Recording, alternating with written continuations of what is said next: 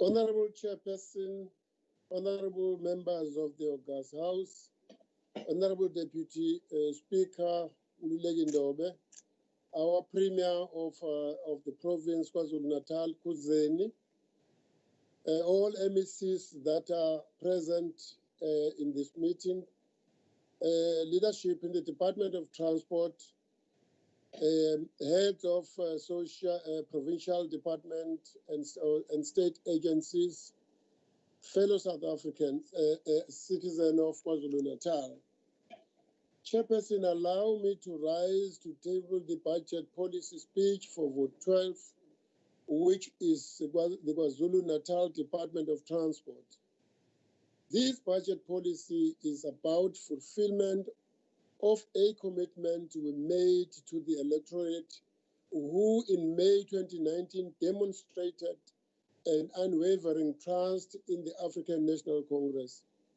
Importantly, this policy speech is about the alignment of our plans with other government policy imperatives, including the Vision 2030, which is the National Development Plan, and the Provincial Growth and Development Strategy. We are presenting this budget speech under the theme, Transporting Enabling Growth and Job Creation. This theme demonstrates our resolve to ensure broader coordination with the transportation sector to stimulate much-needed economic growth, transformation, and create enabling environment for investment in our province. Chairperson, President Ramaphosa, in his State of the Nation address, made it clear that our collective efforts must be placed on growth and development. At the center of this development is the critical role that transportation plays. The Premier of KwaZulu-Natal, HOOSEN, has also emphasized the urgent need to improve our road infrastructure and to connect our people. The 2020 State of the Province theme, Together Creating Our Common Future, is seeking to galvanize all sectors of society to make a meaningful contribution towards achieving growth. The Premier was very unequivocal about the strategic role this portfolio plays in unlocking economic opportunities in the province of KwaZulu-Natal. Chairperson, this coincides with the centenary of Ikubesela Semkungundlovu Ubaba Erikwala and our icon Ubaba Raymond Mhlaba. We must all recognize the significance of this milestone because it is Erikwala and many others of his generation that fought tirelessly for us to enjoy the freedom and the democracy we are enjoying today. Reflecting on his efforts in building peace and stability in KZN, former President Mandela had this to say during his funeral. I quote, "The greatest enemy of the people of KwaZulu-Natal is political violence. There are too many orphans and widows. Fresh graves litter the hills and valleys. Families are torn apart. Now is the time to change all this.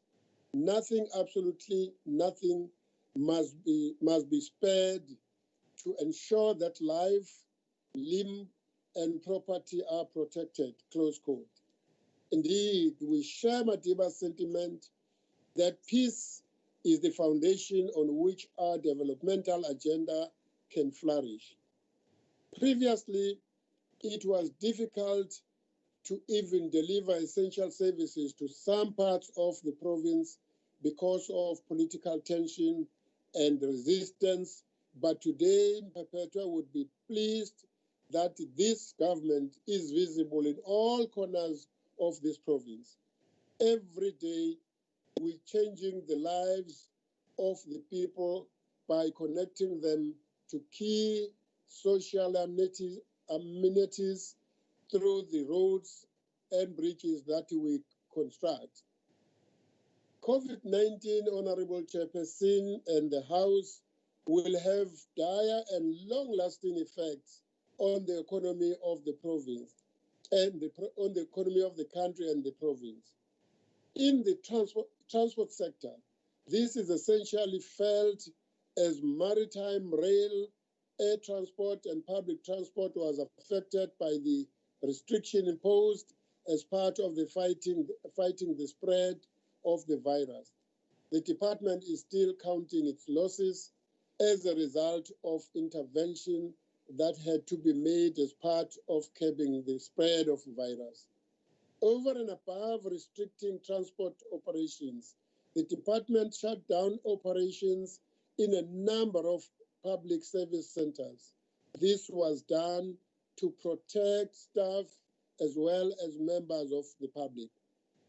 This affected more than 37,134 vehicles, which would have brought revenue into our stream. And 5,000 candidates for driver's license tests had to be cancelled and postponed. And that means 37 million was actually a loss to our provincial revenue.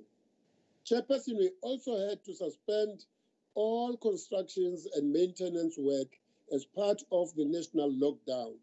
This also had a serious impact and it will affect our performance outputs and target. But beyond, it will affect our expenditure as the department. It is clear from engagement with the Treasury that we are going to experience a huge budget cut that was supposed to be available for us. We have also been forced to embark on a reprioritization process for us to be able to succumb to the pandemic. It is the responsibility of all of us, honorable members, to try and explain these changes and adjustments to our communities so that communities would not revolt against our government. We are appealing to everybody to be part of this engagement. Chairperson, we wish to thank our staff from the traffic law enforcement agencies who are continuing to go beyond the call of duty, working with other law enforcement agencies in enforcing the regulations and saving the lives of our people. Equally, we pass our gratitude to the management and staff that continued to work during the lockdown period, some risking their lives in the interest of service, serving interest of the nation. Chairperson and honorable members, the department has developed a comprehensive recovery plan which was shared with the portfolio committee. Already, work has started in critical areas guided by the lockdown adjustment phases. Chairperson, one of the key mandates of the Department of Transport is to ensure mobility and connectivity for seamless movement of people and goods. We conducted study in 2006 of the bridges that were needed in our province, and 771 were identified. And I'm happy to report that 208 bridges have been constructed. As Honorable HOOSEN announced, we have started planning for construction of 14 more belly bridges and 7 vehicle bridges in this financial year. We also welcome the approach by the Department of Education of mandating all district directors and principals to identify areas where our kids and teachers are affected by crossing of the rivers. I know, Honorable Chairperson and honorable members, that everybody will be interested on the issue of the underexpenditure. Let me take the honorable members through. We have taken a firm stand against irregular expenditure, and it has been identified as one urgent area that needed to be addressed. Among those decisions, was to put under review the policy for Vukuzake, which meant the suspension of all Vukuzake matching contractors' work and orders after the finding by the Auditor General.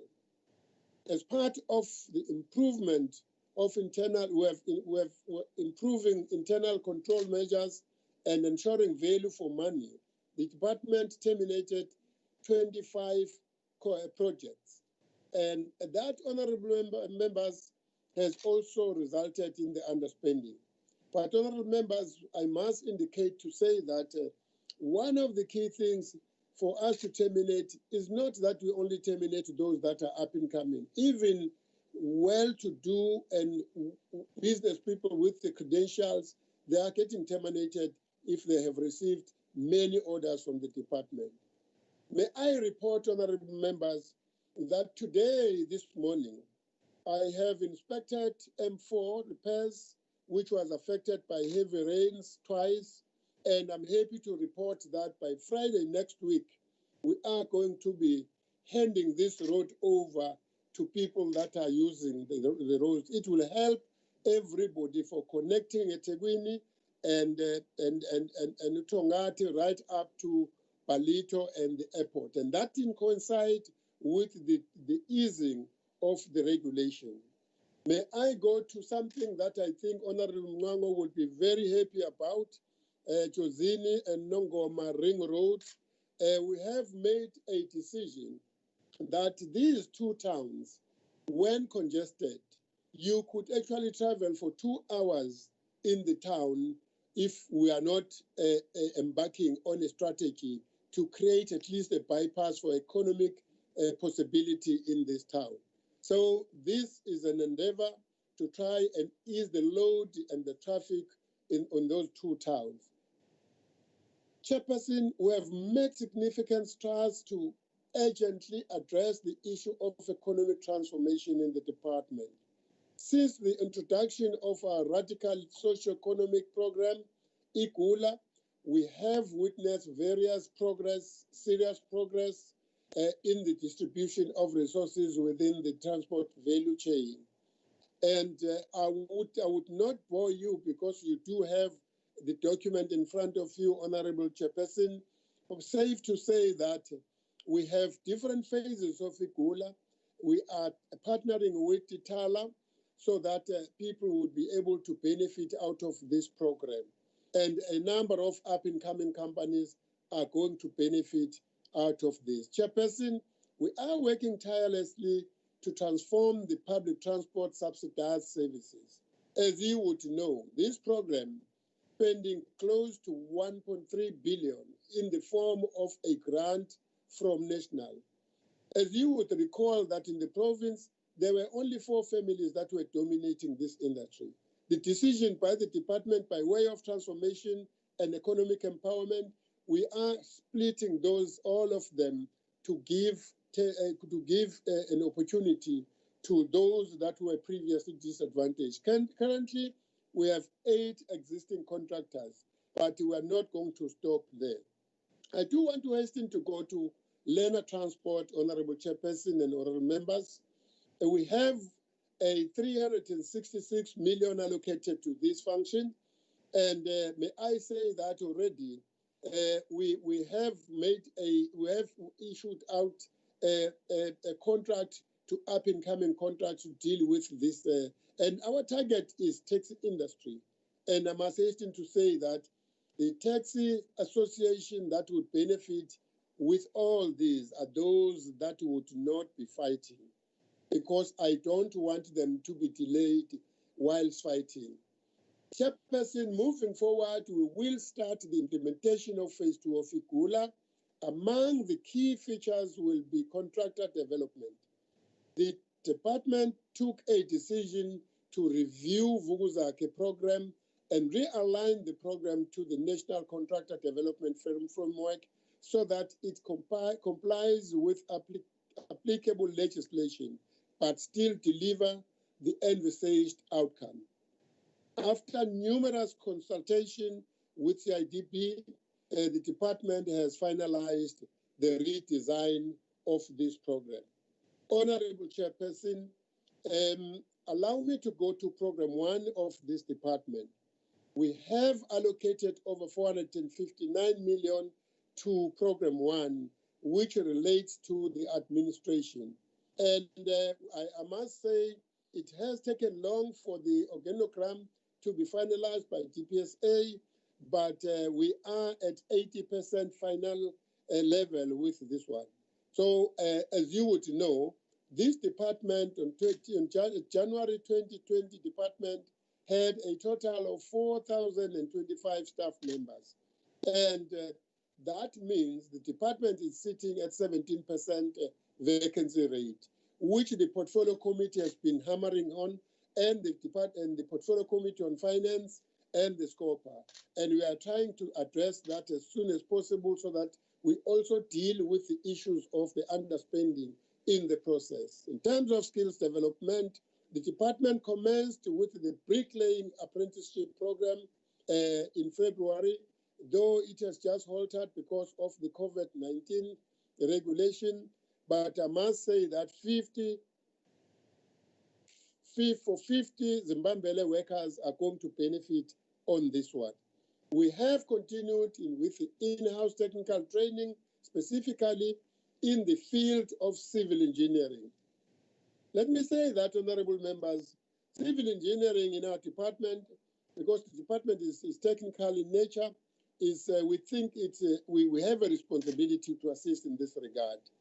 DOT adapting to the fourth industrial revolution, as you would know, part of the driver's licenses, part of our DLTCs, licensing bureaus, and permits issuing, we believe we need to embark on this exercise. Even if we want to recover our revenue on our roads, we need to try and get into the fourth industrial revolution as well. Audit turnaround strategy. The department has developed an audit improvement plan which seeks to improve our audit outcomes and curb irregular expenditure. To this end, all irregular expenditure cases identified are being investigated, and if need be, disciplinary action is going to be taken against whoever that will be found to have faltered in this one. Chairperson, we are working hard to improve internal controls to monitor irregular expenditure in that regard. Fighting fraud and corruption. Chairperson, during this financial year 1920, there were 10 cases that were investigated and completed.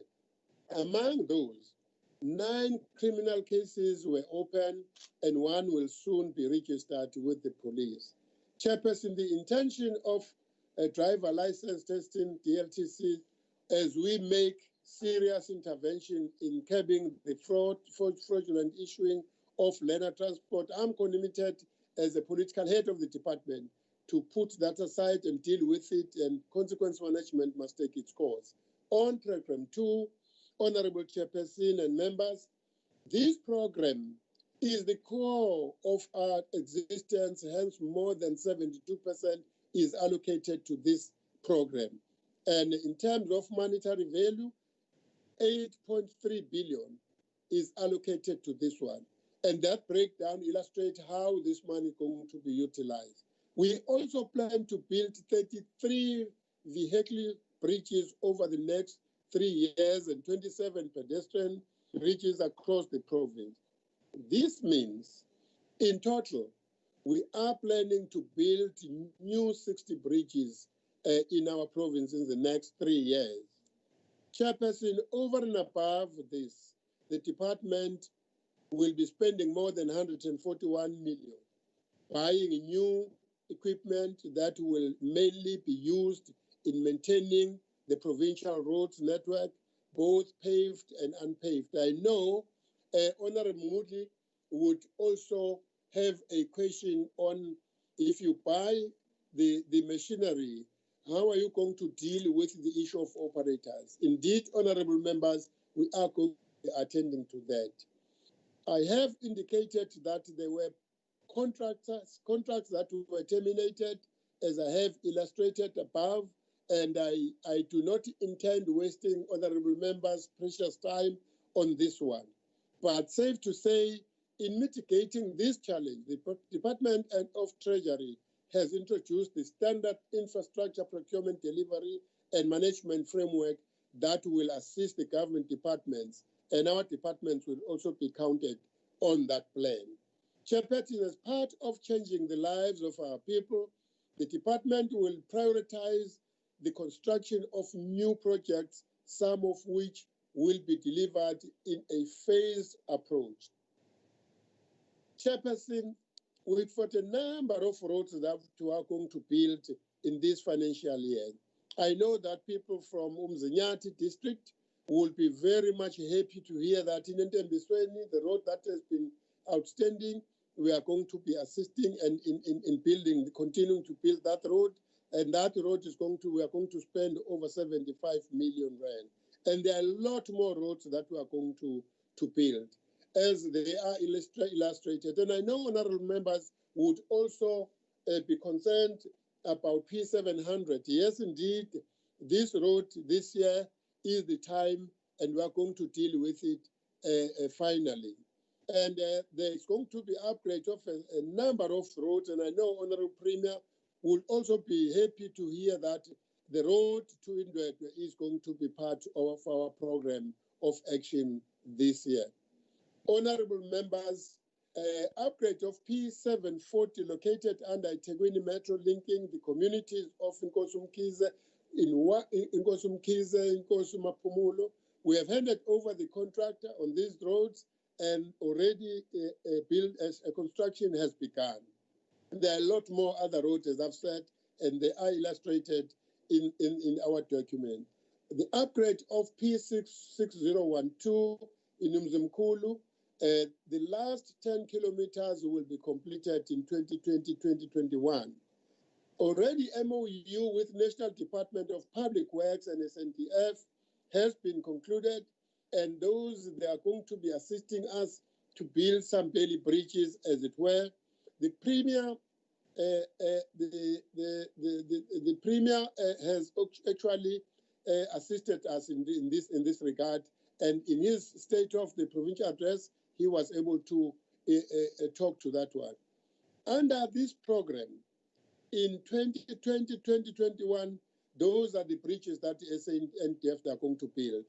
We have also concluded and signed the MOU with Sanral. Chairperson, Sanral is going to assist us in the completion of N2 that has been sitting for 2 years.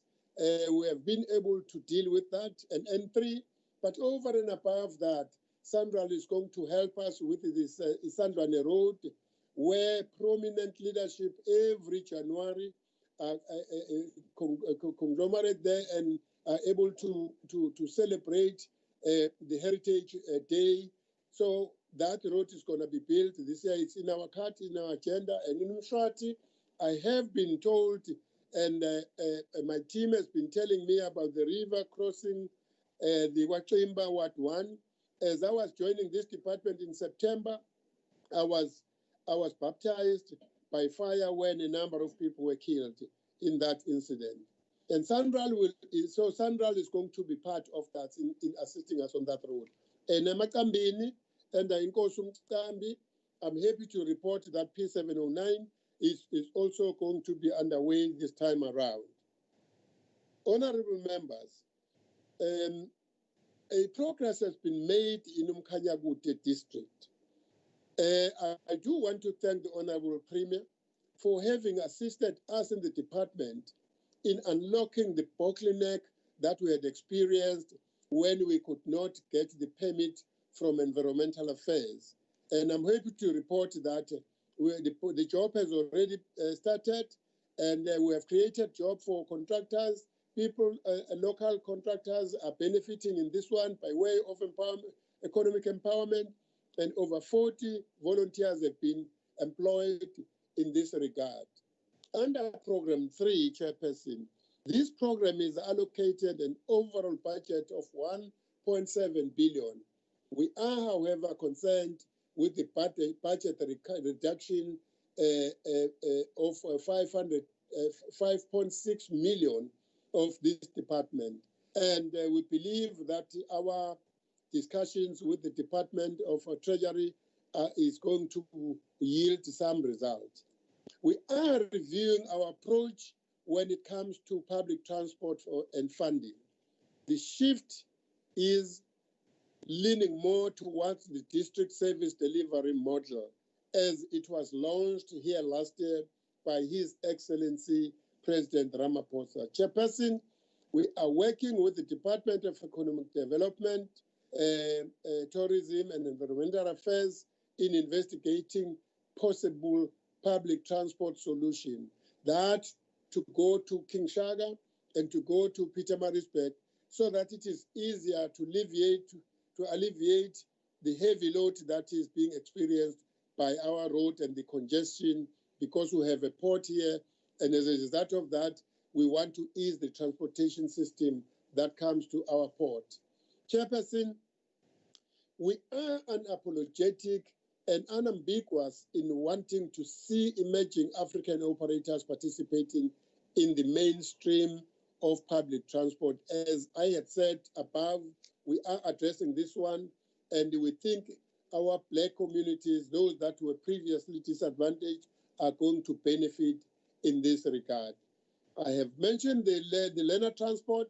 We've already made a presentation to the Premier, myself and Ms. Mshengu, and on the 1st of July, there is no child that will not have a transport to go to school that is necessary to go to school. But I must say that we will, if all the learners are going back to school, need more funding and more buses for us to cater for this, for our kids. Shovagalula, these are the bicycles that we are giving to people in different rural areas. I'm concerned, though, that up until now, we have not established a Black industrialist that will produce this bicycle. But our department and the team, we will be working hard to change this situation so that we don't import this bicycle or get those that were not previously disadvantaged produce this bicycle and supply the department. In terms of road safety, as you would know, I'm happy that we have reduced carnages in our roads, and I know that religious leadership have helped us to comply with the regulation, and as a result, we have not experienced carnages in our roads. Chairperson, and I do know that ARTO is going to be implemented soon. There are challenges, but I'm aware that it is going to be implemented, to be re-looked at and be implemented soon.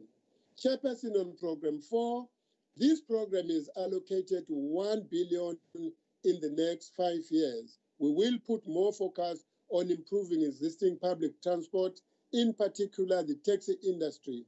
I'm happy to say that our relationship with SANTACO under the leadership of Babu Zondi Boy is humbling.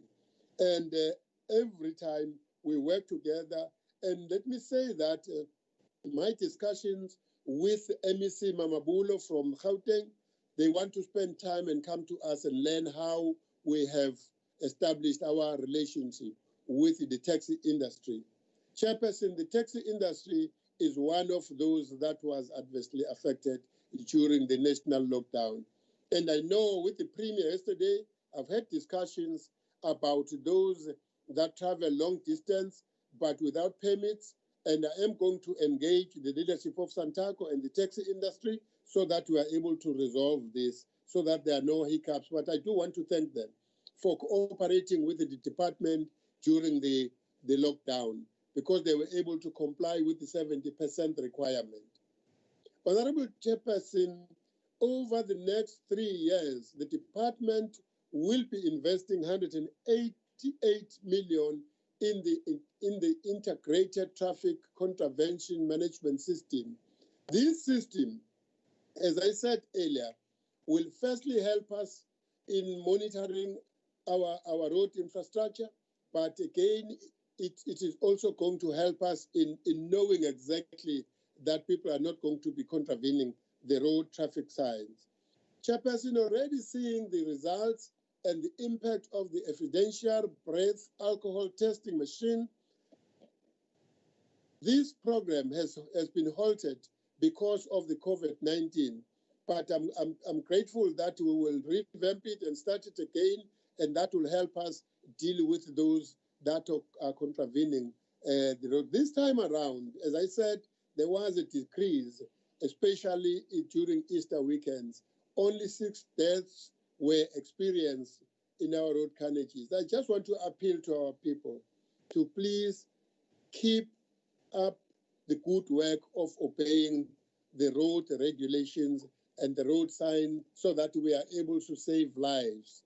Motor transport services, Chairperson, we have allocated 1.5 million on that one. And this will help us. We are expanding our services to all corners of KwaZulu-Natal. As it were, you would find that we have outlets in different areas. We also plan to conduct 994 random inspections at all vehicle license centers so that we make sure that there is maximum compliance with the law and to eliminate fraud and corruption in this regard. Public transport stability. Significant strides have been made in promoting regulations and ultimately achieving peace and stability in the public transport. The Premier has already directed our department to work flat out with other stakeholders in achieving stability in the taxi industry. As I said above, our cordial relations that we have with the taxi industry is humbling. We are also investigating criminal syndicates that are being hired to kill other people who are referred to as Izingabi. We are going to clamp them down in this regard. What is more disturbing, though, is that the involvement of officials, including law enforcement agencies and former military operatives, in fueling the conflict in the taxi industry. And that is really worrying me. In this financial year, we want to develop a policy that will really prohibit the participation of our law enforcement agencies in the taxi industry. In terms of the operating licenses, I'm happy to report that we have decided to decentralize offices, and you will find offices closer to where associations are. In order for them to come to Pietermaritzburg for permit, they can now go to Ladysmith and Pangeni, Port Shepstone and Bazwane so that they are able to get permits closer. And in terms of the turnaround time, it will help them. Since the upliftment of moratorium, more than 2,599 operating licenses have been issued. In total, we have more than 18,000 operating licenses that have been issued in our provinces. Chairperson, the government is preparing to host the National Taxi Indaba, which will deal with a number of issues that has always been raised by the taxi industry. Program 5, Honorable Chairperson, the President and the Premier have placed the issue of job creation as an apex priority for this government over the next 5 years. In this program, we are allocating 41 million. This allocation also includes the rollout of our contractor development program, where mentorship for Vukuzake is going to take place. Expanded works program. This has been we have been living with this one for some time, and we believe that it is one of the things that will help us to create jobs for our young people and our women and people of KwaZulu-Natal. Vugaibambe, Chairperson, this program is aimed at creating work opportunities for young people. In the previous budget speech, we announced 4,000 opportunities under this program. But we are happy now that we have already employed 3,200. We are still going to employ more so that we accomplish this. The National Youth Service has actually given us an opportunity to train over 850 young people. A contractor developed model, as I said earlier, this model will assist us to review Vukuzake program and align the program so that we are able to comply with the Auditor General requirement. Ladies and gentlemen, the program will absorb contractors from grade 1 to grade 4 in the first year through an expression of interest who will be incubated to exit as grade 6. We do not want people to stay at grade 1 and 4. We want to see improvement on that one.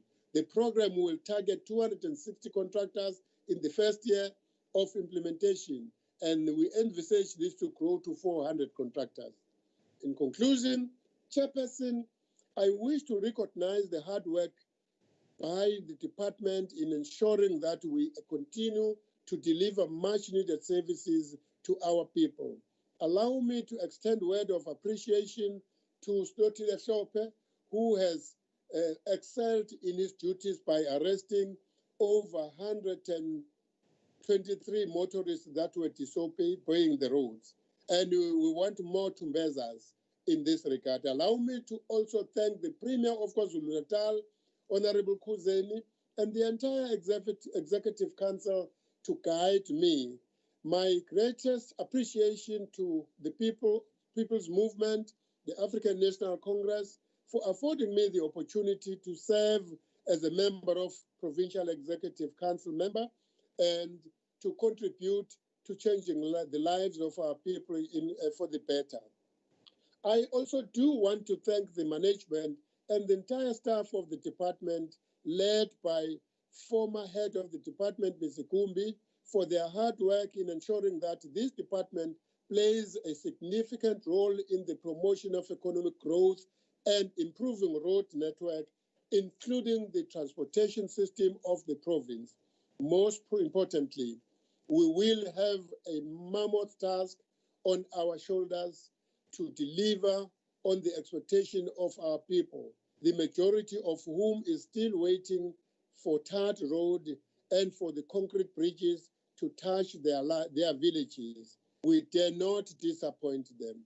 I also wish to thank the Portfolio Committee Chairperson, Babu Mtombeni, DUMA, and your entire Portfolio Committee members and your staff for supporting me and guiding me in terms of doing oversight over the department. And we will always try our level best not to disappoint the Portfolio Committee. Please join me in extending my words of gratitude to my wife, Makeba, for being my shoulder to lean on as I continue to execute my political work as assigned to me by the ANC. Indeed, this government is determined to empower the previously marginalized and restore the dignity of our people.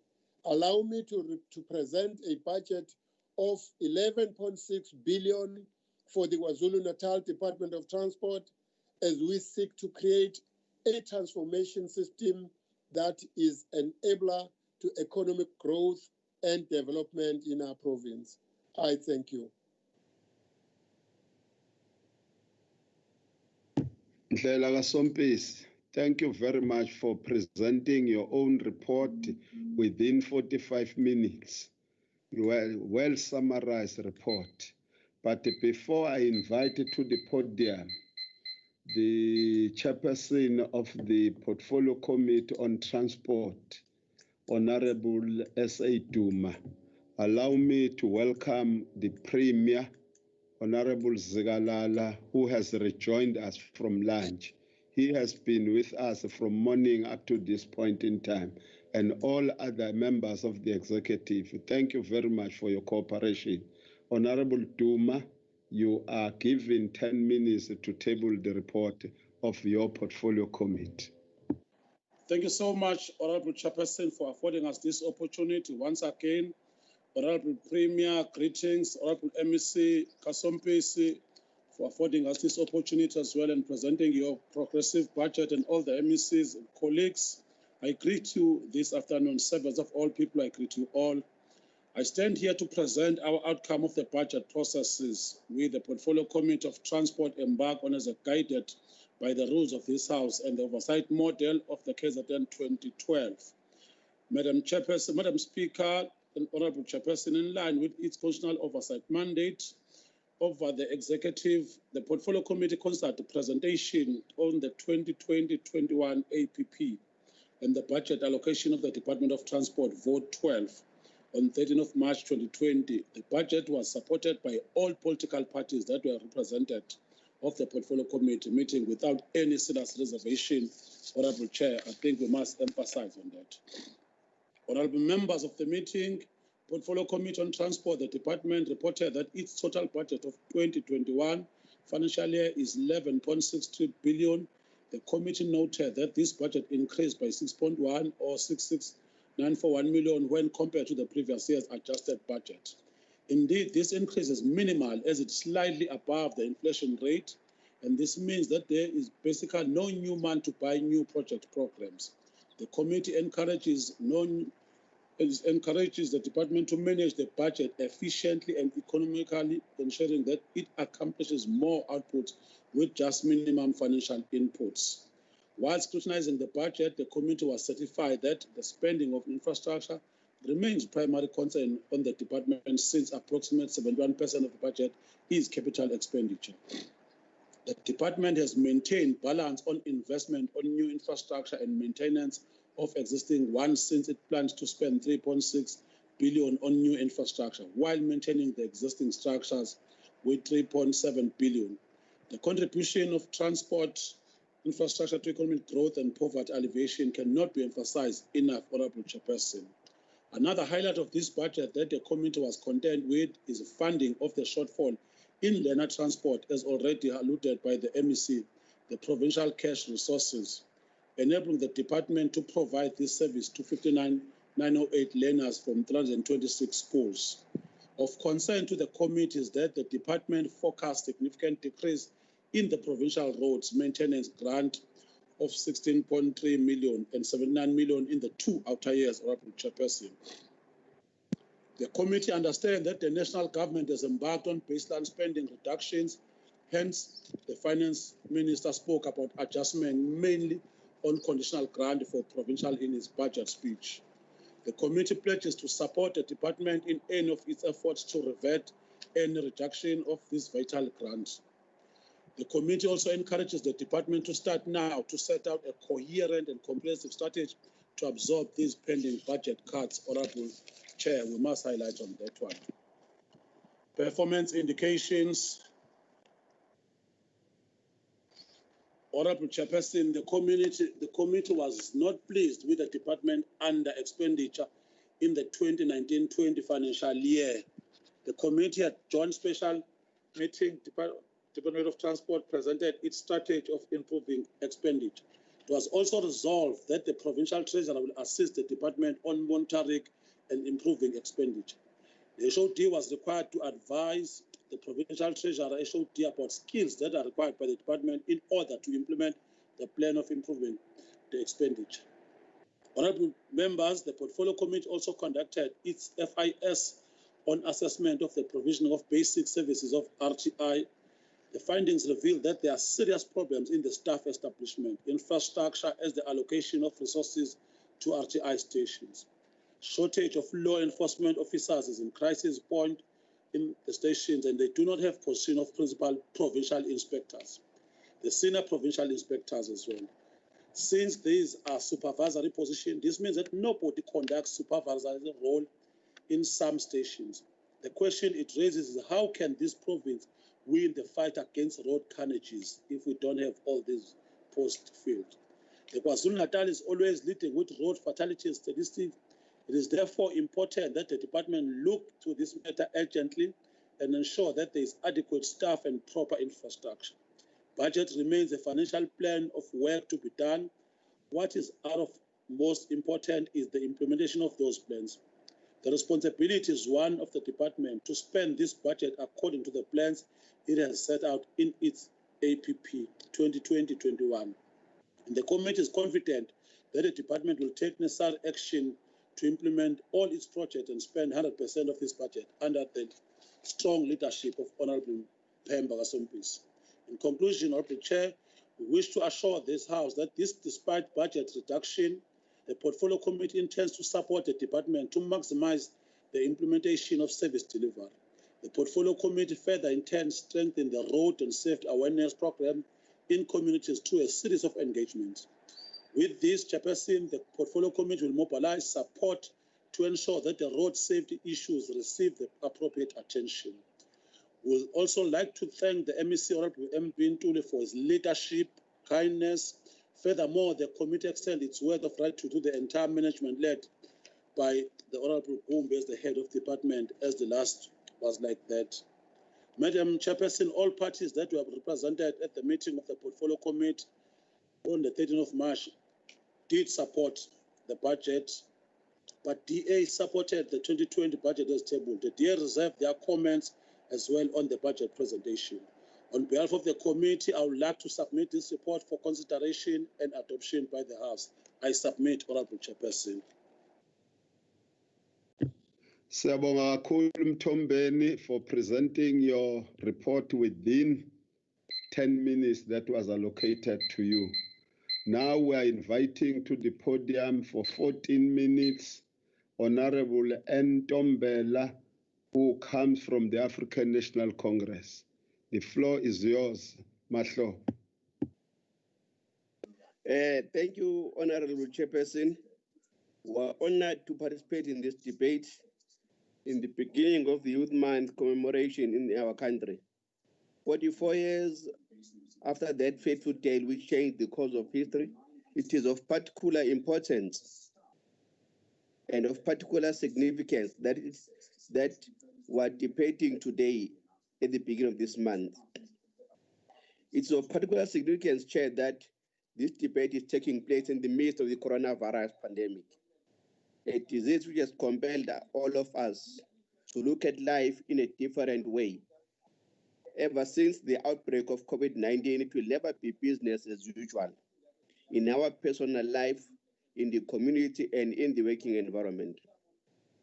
As the coronavirus rampages through humanity, our challenge is how to emerge from the pandemic and the accompanying economic near apocalypse. As a much wiser society dedicated to all of our people, this is not going to be an easy task. We need to be clear about what we want and how to achieve it. Our economy as a country is in a state of disarray. We have had consistent consecutive quarters of negative gross domestic product growth, signifying a technical recession. This is the reality of our situation as a country and a province. This Honorable Chairperson called on us to do things differently, with more precision and focus. It's called on departmental officials led by their political principle to chart a new path, a new way of doing things. It can no longer be business as usual. Kumele kushintshe ukwenza, ukucabanga, nentshisekelo yokusebenza. Karl Marx once observed in the 18th Brumaire of Louis Bonaparte, I quote, that men make their own history, but they do not make it under self-selected circumstances, but under circumstances existing already, given and transmitted from the past. The tradition of all dead generations weighs like a nightmare on the brains of the living. This is a responsibility and an opportunity bestowed on you, Honorable Pemba. We will not be judged by us, but the ordinary citizens of this beautiful province of ours. Honorable Chair, our province sees the 8th consecutive year of budget cuts implemented against the provincial equitable share allocation over the 2020-2021 medium-term expenditure framework. The realities of COVID-19 will definitely impact on the department's budgetary allocation. Like all other government departments and entities, the same fate will fail the Department of Transport in terms of budget reduction and reprioritization. The question we must ask is whether the department is ready for such eventuality. Has its planning taken such into cognizance? Has it prioritized this program and project timeously? Honorable Chairperson, we are raising these matters because in the previous years, a number of projects have not been finalized nor concluded in time within the department. The construction of roads linking rural communities to provincial hubs is aimed at achieving strategic goal of providing access and mobility within the province. After the October 2017 storm, further storms occurred in April and November 2019. The most affected areas were around the Midlands at Tegwini, Rainkonyeni. An assessment was done on the affected roads, and the damages were estimated around about 182 million as outlined in the Green Book. The November 2019 excessive rains affected a number of strategic roads in the province.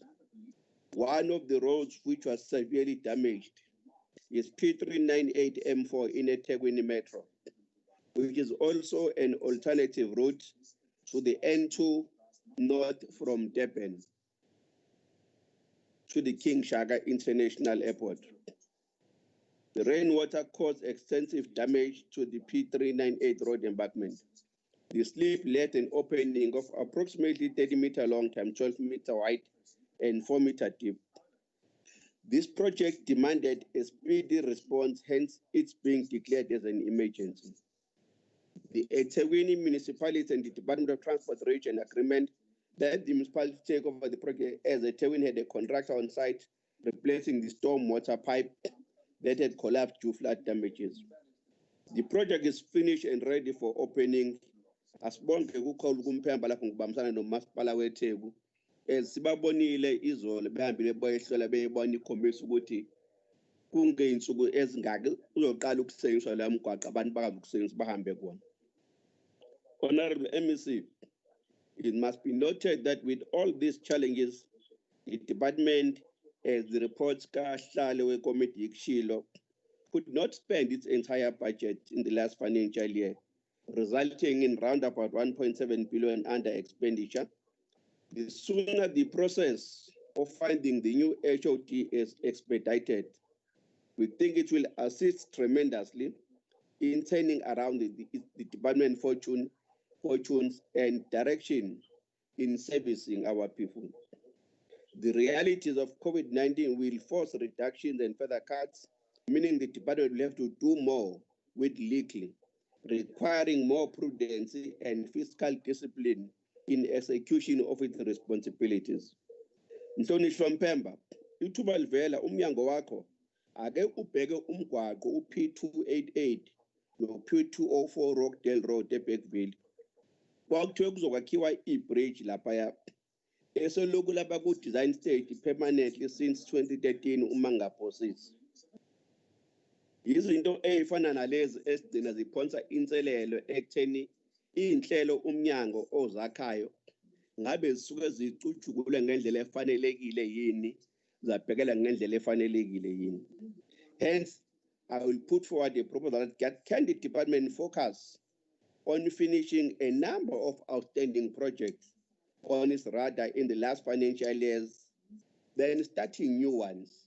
Because uma sibheka sihambela indawo eningi, maningi ama-project uDepartment umnyango oqalile wawenza. Amanye awo ame endleleni awapheli. Amanye awo aba ney'nselelo ey'ningi njalo njalo. So-ke ake sibekeni sihlaziye emhlonishwa ukuthi kuyosilekelela ukuqala amanye amasha uma kusanama-project amanye sinokwabala ukuthi lawa sawaqala kodwa amile awaphelile aphelele endleleni or kunezathu ey'thile eziholela ekutheni singakwazi ukuwaqhuba siwaqede ngesikhathi esibekela sona, notwithstanding ubhubhane lomkhuhlane olufikile ney'nselelo oluzoyiphonsa ekutheni sikwazi ukusebenza ngendlela efanelekileyo. On behalf of the African National Congress, siyamukela le budget somlomo siqhubeka Mpemba siyokusupport. Thanks. Thank you very much, Mahlobo. I'm now inviting the speaker from the IFP for 7 minutes, Honorable S. Moodley. 7 minutes, my Reverend.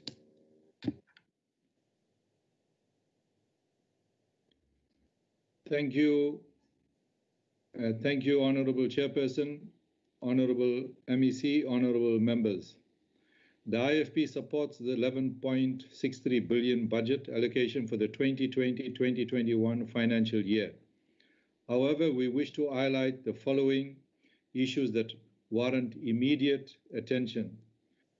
We would like to register our unequivocal disquiet over how the Department of Transport has handled its finances in the previous financial years, as indicated by the latest Auditor General findings. This department's finances have been in shambles. According to the findings, this department lost 14.11 billion on irregular expenditure as it failed to follow proper tender procedures under the watch of the former MEC during the 2018-2019 financial year. This amount of irregular expenditure has been increasing over the years, indicating a complete disregard of SCM policies and regulations within the Transport Department. Our major concern about this irregular expenditure is that it could have been prevented if the leadership was serious about putting an end to it. Instead, there is no evidence showing that disciplinary steps were taken against officials who incurred irregular expenditure. There are just no justifiable reasons for a department to incur irregular expenditure of 14.11 billion. We urge the Honorable MEC to ensure that the accounting officer is held accountable as to why the irregular and wasteful expenditure occurred.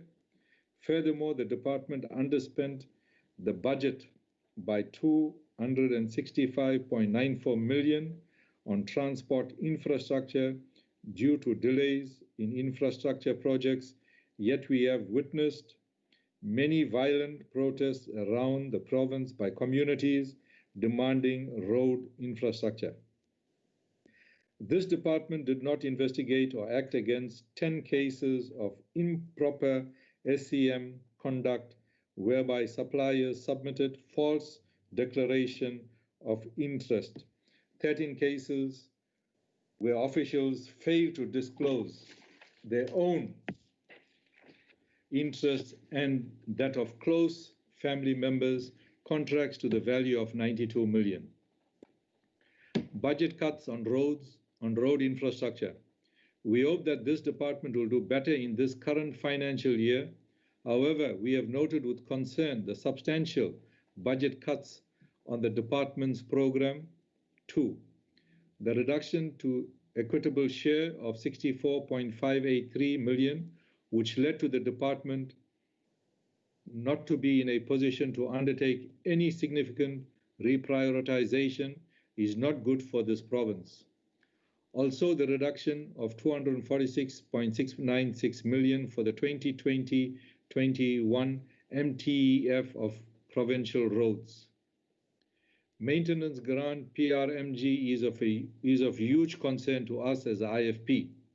It is a problem for our people that important road projects will be altered by the impact of these cuts. As the department have already indicated that will not be able to implement projects such as the additional camera network coverage required on the N2 North, which will have an impact on planned law enforcement and road safety programs. Last year, the Honorable MEC spoke about Road D1841, which is located in Umkhanyaguda district. Currently, this road is being upgraded from gravel to blacktop to assist communities of Umkhanyaguda with safer access to local schools, clinics, and police stations. The construction work of this road from Ndumo to Mabadleni started in 2017. We would like to know from the Honorable MEC what progress has been made so far in the completion of this road. Budget cut on EPWP grant. The most disturbing budget cut to us is the one against the EPWP. integrated grant for province was impacted by the budget cuts with a reduction from 71 million in 2019 to 63 million in 2020, which is a huge blow to the poor, as this has been an effective poverty alleviation tool for many. COVID-19. We all have witnessed the devastating effects of the COVID-19 pandemic in all sectors. The transport sector has undoubtedly been negatively affected, but measures have been implemented to ensure that this sector is safe for all users. To this end, we commend the Honorable MEC and all stakeholders in the sector who have responded to the new normal. Social distancing practices as well, sanitizing public transport have become an essential COVID-19 safety response, and the transport sector have implemented these in the interest of commuters.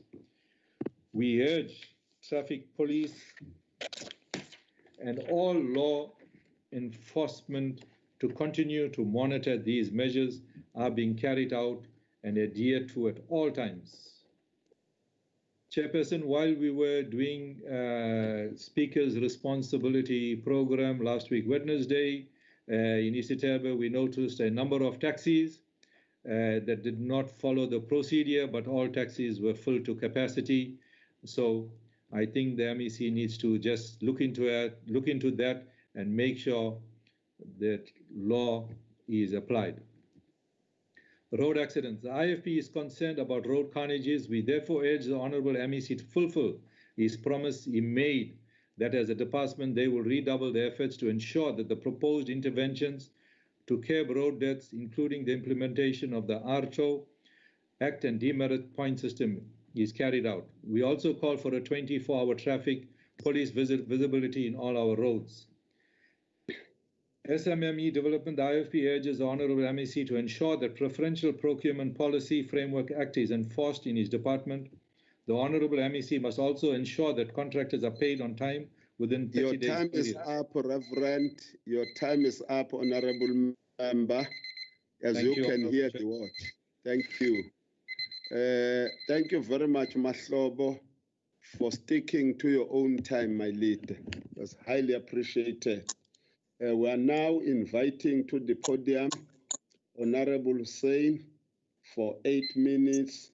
She's coming from the DA. Thank you, Honorable Chair. As we continue to live our lives under strict regulations during COVID-19 pandemic, we must recognize that it was not a simple task for the MEC of Transport, who had to play a hands-on role in making certain, although not perfect, that public transport operators as well as law enforcement officers were educated and complied with the regulations. We wish to thank you for your efforts thus far. Honourable Chair, another year has passed and we meet yet again to approve the budget of the next financial year. It's an opportunity for us to reflect on all the successes as well as the non-achievements made by the department thus far. Although the department has made some successes, it is clear that there is still a long road ahead of us. Honourable Chair, let's start off with the concerning report by the Auditor General in the last financial year. Currently, the Department of Transport has a total of over 14 billion rand in irregular expenditure because the department did not follow the normal tender processes. Now, it makes sense, Honourable Chair, why the Department of Transport is taken to court so often and why there are always delays in the commencement of projects. It could it also be that certain officials and politicians have a say in who is allocated contracts? What is even more surprising is that this department produced over 14 billion rand in irregular expenditure and no officials were disciplined or fired. Even the AG complained about that. Had these funds been correctly spent, it would have addressed the key priorities in this department, which would have had a direct positive impact on the lives of people in KZN. Instead, his service delivery projects took a steep decline. As a member of this portfolio committee and a mother, if there's one thing that irks me about this department, is the lack of consideration given to the children in this province. And here's why. In a Stats SA survey done between 2001 and 2006, it revealed that in those 5 years, there were 766 children who died on our roads in KZN. That's 766 children who traveled on our roads using a public transport to travel to school or to home from school and never arrived.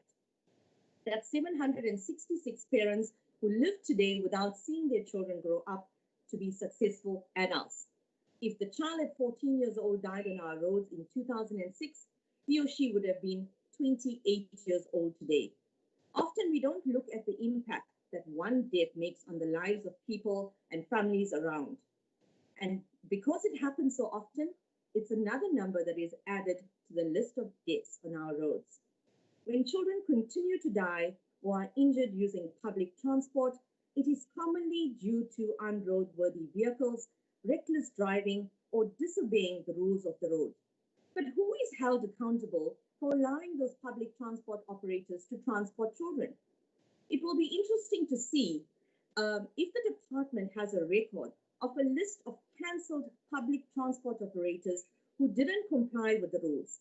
I don't believe they do, because both the MEC for Transport and the department claim to have an excellent relationship with the public transport operators.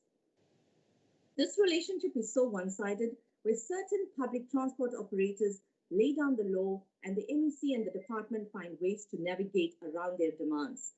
As long as certain public transport operators have more power than government, they will continue to influence the rules. All this at the cost of the lives of our children. Honorable Chair, soon you will see that certain public transport operators opening their own security funds to be fully funded by government, so that certain transport operators can be the player and the referee in an environment that is already so volatile. There must be a separation of powers when it comes to government who makes the law and the transport companies who must comply. Failure to comply must be based on a demerit system and a failure for future business. There are thousands of private operators who are struggling by themselves without any assistance by government and who could not access opportunities based on it being afforded to a few selected favorites. Once government opens up the opportunities, more people who are really deserving to access it, the entire etiquette of the transport industry would change. But for as long as certain public transport operators control the market, government will be tied down. Honorable Chair, post 25 years into democracy, you would expect that key priorities within this department, like ensuring all children have access to basic education, should have been completed by now. But in this day and age, we still have children who have to undress on one side of the river and place their school uniforms in a plastic bag to avoid it from being wet and risk their lives to cross torrential rivers every day to access basic education. This department should hang its head in shame from the amount of children who have been washed away because the bridges were not built in time for them. The Department of Transport conducted a desktop study. A desktop study is someone sitting behind a desk and doing research rather than doing physical investigation into the number of bridges required for scholars to access basic education. This report was conducted in 2006, reflecting 471 bridges that needed to be built, and not 771 as indicated by the Honorable MEC earlier on, unless, Chairperson, there's a recent study that was done which I have not had sight of. 14 years later from the 2006 report, only 116 bridges were built. That's an average of 8 bridges per year.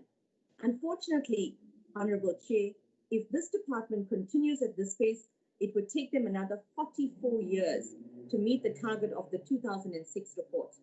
I seriously hope the MEC will ensure that this is a priority project and effective oversight is taken to ensure that the department reaches its increased targets. Otherwise, it's on you, MEC. If another child dies because he or she was washed away or drowned accessing a school. Honorable Chair, with all that was said, let's acknowledge that there are more children now than before that are able to access public transport than before. But according to the National Household Survey in 2013, Of all the scholars walking all the way to school in the country, KZN was listed with the highest number of 23.7% of children. There is an additional 3,000 children in Mutlu who will have access to transport, not because they were successful in seeking relief from the courts to force the province to provide them with transport. What kind of government disregards the cries of children in this province when children who have to walk long distances to school, fighting the cold winters, forging summers, crossing rivers, and climbing mountains have access to transport? It cannot be business as usual. And I expect the MEC, is my time up, Chair? It's fine. I'll come back. Thank you very much, Honorable Member. Now, inviting the next speaker to the podium. This speaker will speak for 9 minutes. She is Honorable P.P. HARRICKS, and she comes from the FF. Yes, Honorable Member. Thank you, Honorable Chair. Greetings, Honorable Members, Honorable MECs, Honorable Premier, and fellow citizens. Honorable Chair, the Department of Transport receives almost 10% of the provincial budget with absolutely no accountability, maladministration, and snail-paced implementation. We were told that the department's budget allocation is for the investment in the provincial road network in respect of the construction and upgrade of roads, as well as the maintenance of the provincial road network, that the project will be undertaken over the MTEF for the construction of new gravel roads, new blacktop roads, and new causeways, amongst others. And this cannot be traced. This again was empty, polemic rhetoric with no sight of the promised provision of bus service subsidies, law enforcement and road safety campaigns, and new pedestrian and vehicle bridges. The department rose the hopes of the poor by claiming to open work opportunities of over 57,000 people, prospectively reflecting on its promise to increase its focus on labor-intensive construction.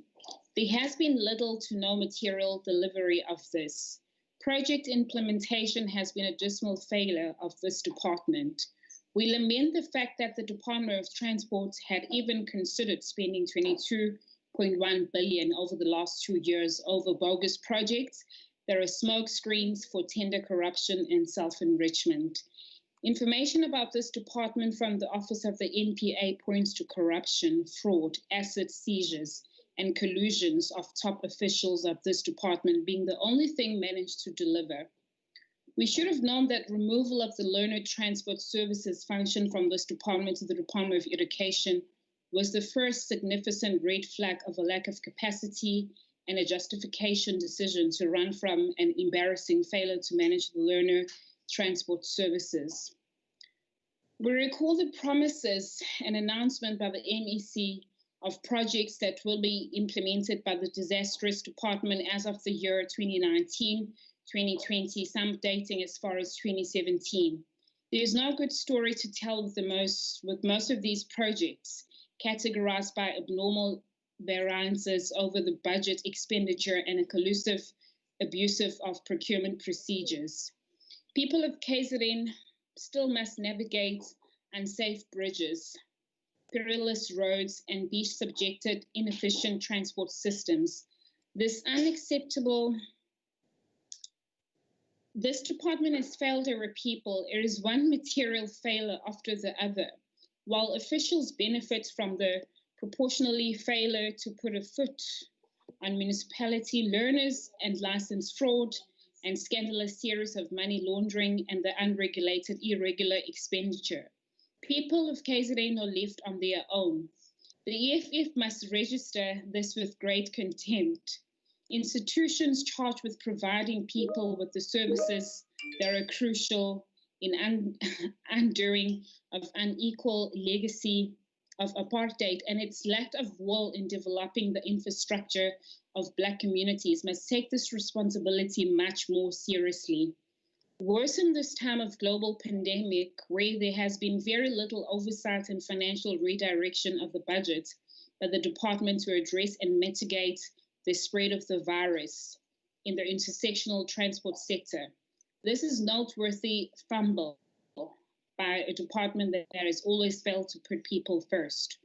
Criminals in these institutions continue to undermine a function of service, development, and generationally responsibility. The EFF notes this budget. Thank you.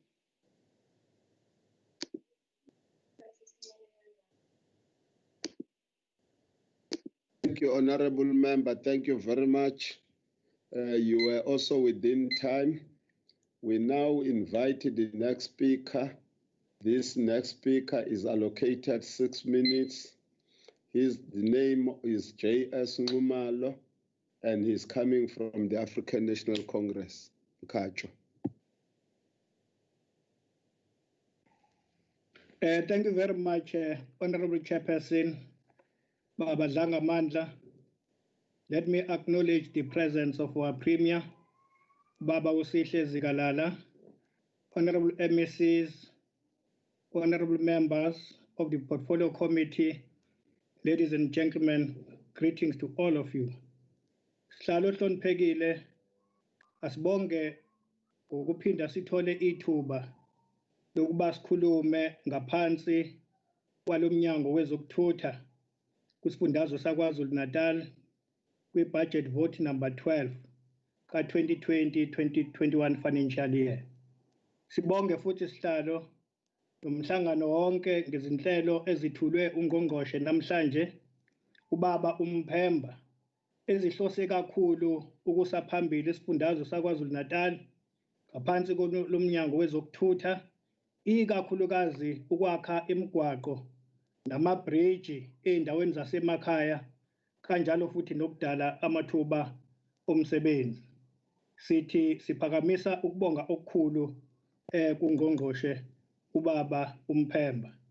Chairperson, the budget vote has having been delivered by Honorable MEC NTULI takes place during a very challenging period of humankind wherein, amongst other things, the so-called triumph of neoliberal economic model narrative as propagated firstly by Francis Fagunyana in the early 1990s is slowly being nullified, considering the glaring inherent failure by the so-called invisible hand to solve all manner of challenges that continue to confront the human race in the 21st century.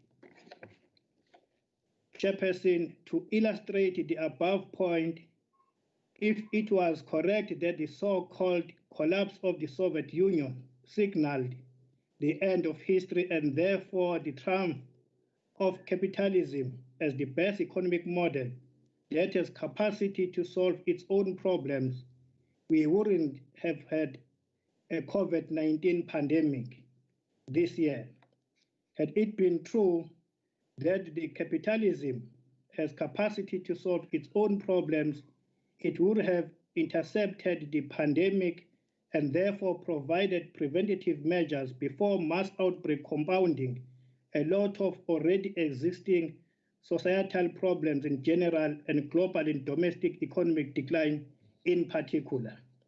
As South Africans, Chairperson, we are an integral part of the global community, which means that if the so-called developed countries sneeze, we are all bound to catch the flu, as in the case with the pandemic of COVID-19 or coronavirus.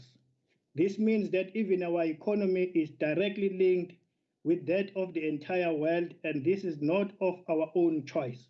Chair, we argue that it is because of the above reality that the 7th Congress of the South African Communist Party in 1989 had traced the origins of the then racist, patriarchal, and capitalist South Africa by resolving, and I quote, "The South African capitalist state did not emerge as a result of an internal popular anti-feudal revolution.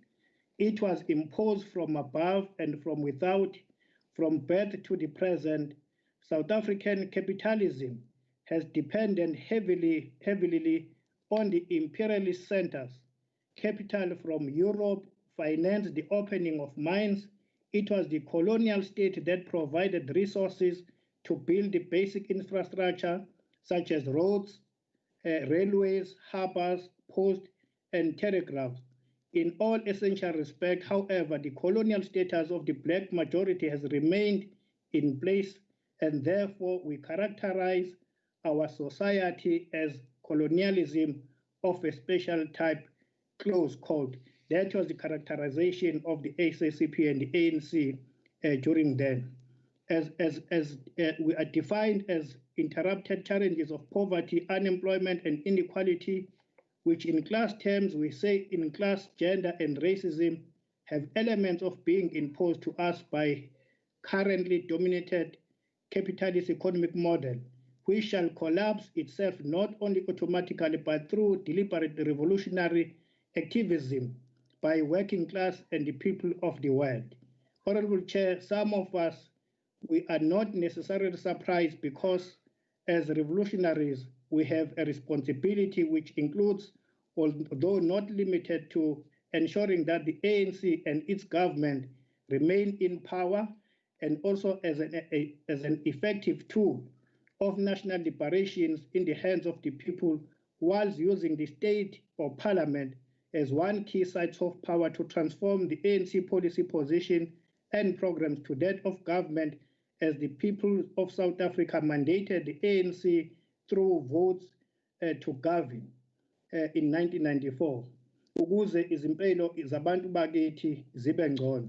Chairperson, the Department of Transport plays a very important role in addressing the legacy of apartheid transportation system, which was meant to serve colonial apartheid spatial development and engineering in general and capitalist economic that continued to treat people as nothing but workers who have no say, suffice to be given handouts in a form of exploitative wages and salaries that do not even match their contribution in value chain production. As Marx said, I quote, "Workers of the world, unite, we have nothing to lose but your chain," close quote.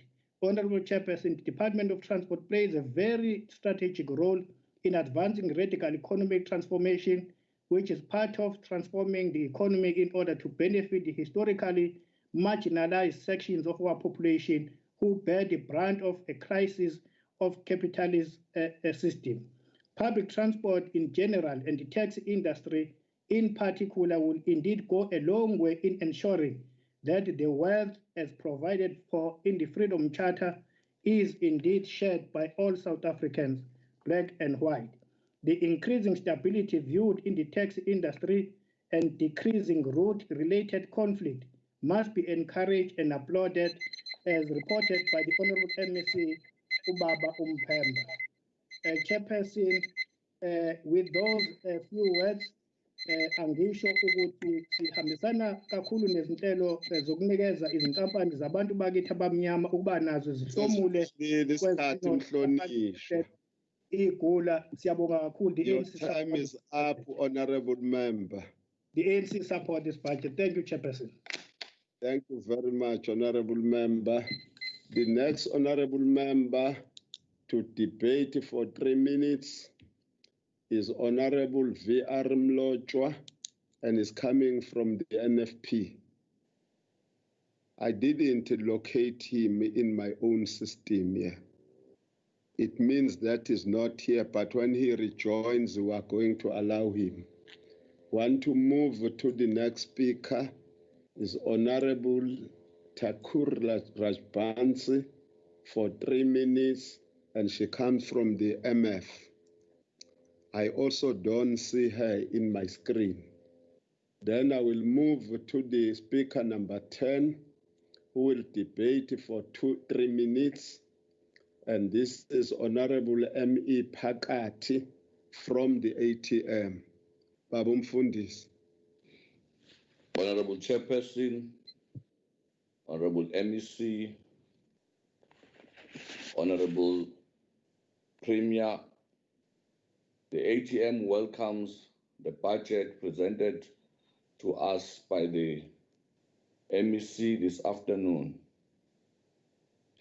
We strongly believe as a party that a good and well-maintained infrastructure is critical to our economy.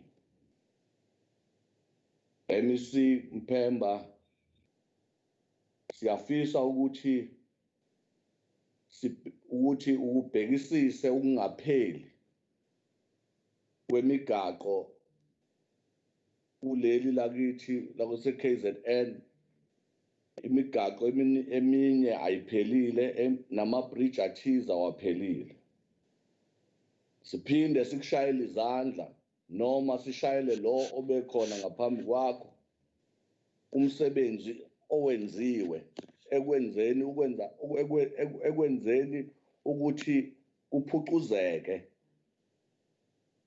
i-infrastructure yethu lapha e-KZN.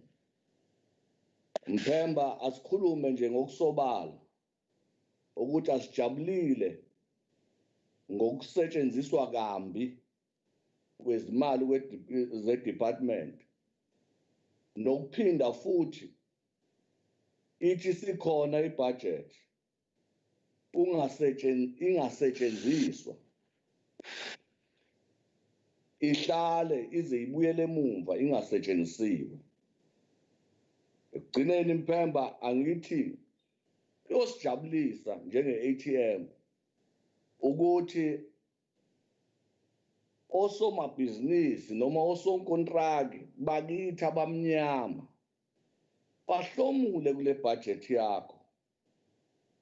Ubhekisise ukuthi i-department ingenzi njengenhlala yenza ukuthi lapho sokuphela unyakazimali bese beququzela bekhipha ama-project abazothi kuwona sifuna labo abayikhondla kulo msebenzi ukuze abantu bakithi abamnyama bangatholi lutho. Siyocela ukuthi ubhekisise lokho. As ATM, we strongly support the budget. I thank you, Chair. Thank you very much, Mfundisi, for sticking to your time. We now invite the speaker who will speak for 12 minutes. His Honorable BM Zuma is coming from the African National Congress. We want to plead with honorable members to open their videos as well, because public would want to see you, like Honorable Zuma has done. Thank you very much, no Palawam. Thank you very much, Chairperson. Chairperson, Honorable Chairperson, Honorable Prima, Honorable MECs present, and honorable members. Let me start by saying the ANC supports Budget Vote 12 as tabled. Honorable Chairperson, the Constitution identifies the legislative responsibilities of different spheres of government with regards to all forms of transport, including, amongst others, road infrastructure, road traffic management, and public transport. The implementation of transport functions at the provincial level takes place through public entities that are overseen by the department, each with a specific delivery mandate. Honorable Chairperson, let me remind all of us in this sitting that we use some form of transportation when making moves from point A to point B, and as such, we must take every precautionary measures to ensure that we are safe when traveling. This reminds me of the wise words of President Ramaphosa during the occasion of the Transport Month launch, where he said, and I quote, "Our roads won't be safer unless we change our attitude as road users. Safer roads do not begin with more police and greater enforcement. Safer roads begin with what we think, we feel, and do as we begin our journeys as pedestrians, drivers, passengers, and cyclists." Honorable Chairperson, allow me to focus on Department's Program 4, Transport Regulations. The purpose of this program is to ensure that the provision of safe transport environment through the regulation of traffic on public infrastructure, law enforcement, road safety education, registration, and licensing of vehicles and drivers. The department has set aside a significant amount for this program to deliver on the provincial mandate as outlined by the NEC. We are happy to know that the focus during the 2020-2021 will be on the continuous enforcement of law with an aim of improving safety of our communities. Honorable Chairperson, we must say that ours is the continuation of the struggle for a better life for all, using the political power that the people of South Africa and the people of this province have vested on us.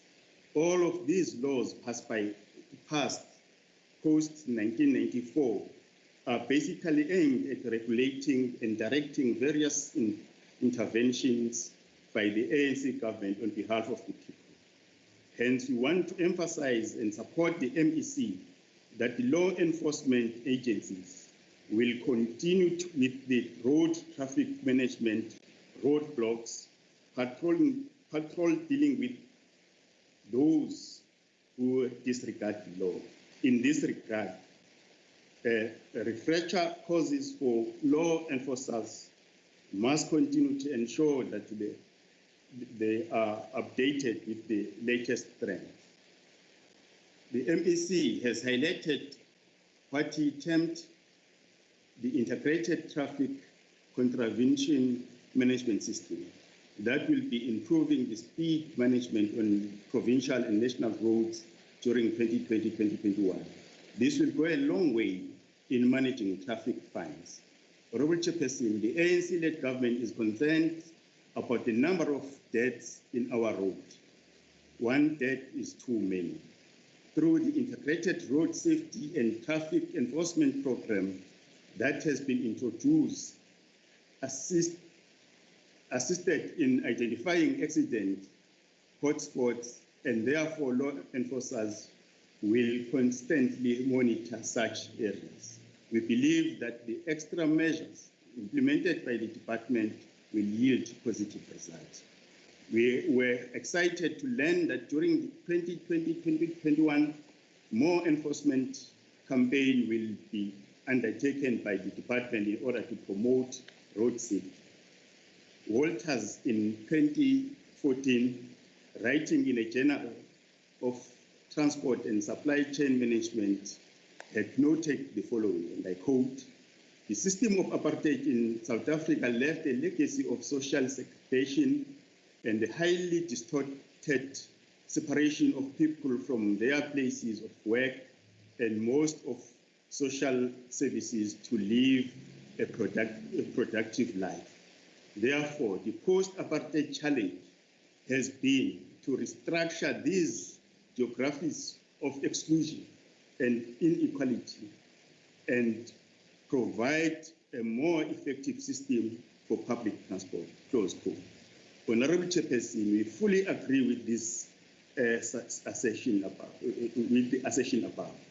And we want to add that the majority of citizens of our province use public transport when traveling, and therefore it is important that at all times we must commit to create an effective public transport system, a public transport that is rooted on peace and stability. We want to commend the department's programs aiming at creating stability in the taxi industry and also ensuring regulations and promotion. The work conducted by the Public Transport Monitoring and Compliance Unit and its stakeholders is highly commended. Siyanxusa nje kakhulu bafowethu abasembonini ukuthi mabaqhubeke nokusebenzisana ukuze lo mkhakha wezamatekisi uthuthuke uye phambili, uhulumeni uyawusupport.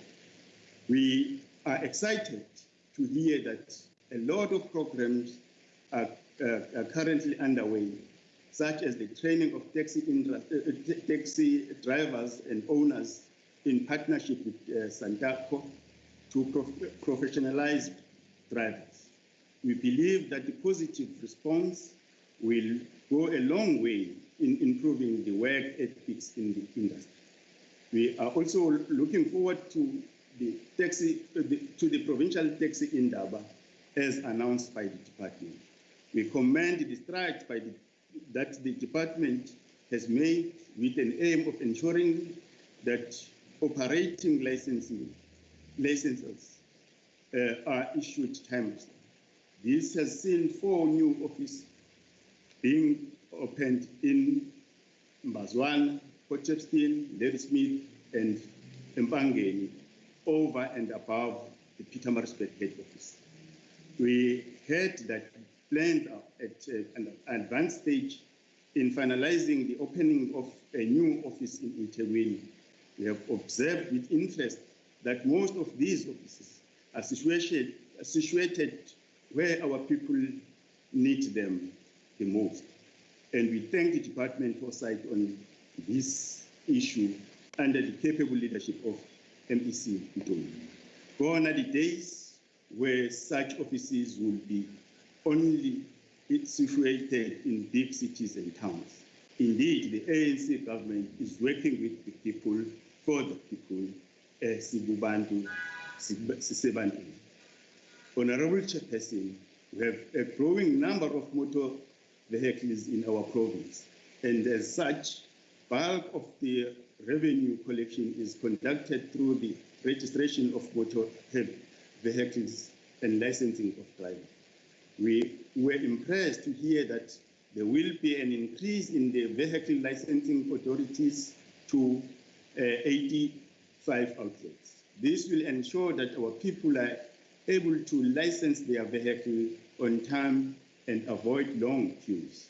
We are happy that the department will continue investing in the computerized license testing system in 2020-2021 as this ensures that law is followed. We are pleased that the department will also increase random inspections in vehicle licensing centers to ensure that these centers are law compliant when vehicle inspection is taking place. We believe that the strength of the law will ensure that unworthy vehicles are on the road because these are not on the road because this will endanger people's lives. Honorable Chairperson, drunken driving affects everyone and must be taken seriously because it has been one of the greatest contributors in our road deaths. We must talk about the consequences of drunken driving in our homes and communities. We believe that drunken driving awareness campaign will be everyone's business, and we must all play our part to stop this scam. We are pleased to hear that our department will continue conducting roadblocks for testing the level of alcohol amongst drivers. We appreciate the department for working hard in conducting driving operations with an aim of apprehending offenders. The use of evidential breath alcohol testing machine has made a remarkable impact. We are pleading with our people to observe the law and work with law enforcers in this regard. We appreciate the fact that our department will continue to use the rolled over injection received from the Road Traffic Management Corporation during the 2020-2021 for the improvement of road safety and law enforcement campaign due to the high level of accidents on the roads. Despite achievements identified, we want to acknowledge that the department is not without challenges. We have noted that Program 4 has also been affected by budget cuts over 2020-2021 against goods and services and law enforcement program. We were pleased to learn that this will not affect service delivery because of the department's proper planning. We want to call on all officials of the department to assist the ANC government by ensuring that the allocated funds are spent wisely and on items budgeted for, so as to avoid underspending, which is becoming a serious concern. In conclusion, Chairperson, we have interrogated the strategic plan and annual performance plan of the department, and we noted that plans are in line with the NDP and MTEF provincial growth and development plan, and the address of the speaker of the Prima during the SOPA. And we believe that if the department can stick to their plan, indeed the province of KwaZulu-Natal will be changed for the better. Once again, the ANC supports the budget. Thank you very much, Honorable Chairperson. Thank you very much, Honorable Zuma. You were left with 1 minute. Thank you very much. I was reliably informed that Honorable S.E. Mangele apologized. Now then, I will invite Honorable S. Hoosen to debate for 4 minutes. Honorable Hoosen. Thank you, Chair. Honorable Chair, earlier I warned this House about the relationship between certain public transport operators and government. Here's another reason why this House should be concerned. Out of the 14 billion rand in irregular expenditure, 9.9 billion rand was allocated to VUCA contracts. According to the AG, the irregular expenditure was due to lack of management by the department to oversee this contract. The department, in turn, paid SANTACO, that's the South African National Taxi Council, a once-off transfer in 2016-17 financial year to monitor the VUCA emerging contractors. Included in this fund was a once-off payment to SANTACO's electricity, water, rental, and maintenance for 16 offices. If this was a regular procedure, the AG would not have flagged it. The NEC must explain how is it that these funds can be accommodated for SANTACO, yet key departments like the Road Traffic Inspectorate is enduring major hardships with non-functioning basic resources like torches that don't even work. The NEC must further address the reasons on why our law enforcement officers in Ladysmith operating from a derelict park home for the past 18 years. The NEC must answer why the department is paying towards electricity of SANTACO officers while the road traffic officers requires a backup electricity due to the constant electricity shedding that occurs. The NEC must answer why the department paid for the South African National Taxi Council's office maintenance when the Road Traffic Inspectorate needs more officers because there are at least 9 law enforcement officers crammed into one office. The NEC must answer on why law enforcement officers cannot even place firearms after a day's work in the safety of a strong room because certain stations do not have that facility. The NEC must also answer on why law enforcement officers in Jozini don't even have bulletproof vests. Honorable Chair, the high vacancy rates has negatively affected the efficiency of law enforcement officers on the roads in KZN. And because of non-filled vacant posts, certain operations are being neglected. Currently, the RTI officers have been seconded to other stations to oversee and monitor lower-ranked officers during their shifts. But even that is not monitored at 100%. There are some stations in this province where RTI is so short on staff on law enforcement officers that there is no one to even monitor certain shifts. The department needs a firm hand and incompetent officials must go.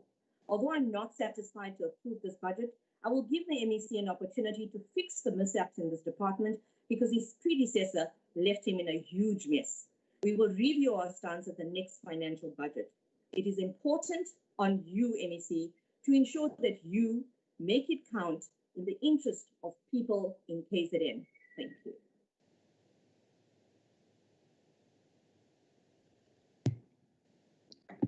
Thank you very much, Honorable Member. You are left with some few seconds. Really, we appreciate the cooperation that we are getting from all of you, Honorable Members. Now I am inviting to the podium the Honorable Member who will speak for 8 minutes. And this is Honorable MB Gwala. He comes from the IFP. Honorable Chairperson, Honorable Premier, Honorable MECs, Honorable Leader of the Official Opposition, and Honorable colleagues, the IFP supported the 2020-21 budget presented by the Honorable MEC NTULI, as alluded to by my colleague, Honorable MOODLEY. The IFP is concerned about the poor state of rural roads, which need serious attention. Many rural roads are still untarred and many others are in a state of disrepair, full of potholes. Roads are the arteries through which the economy pulses, linking producers to markets, workers to jobs, students to schools, and the sick to hospitals. Roads are vital to any development agenda.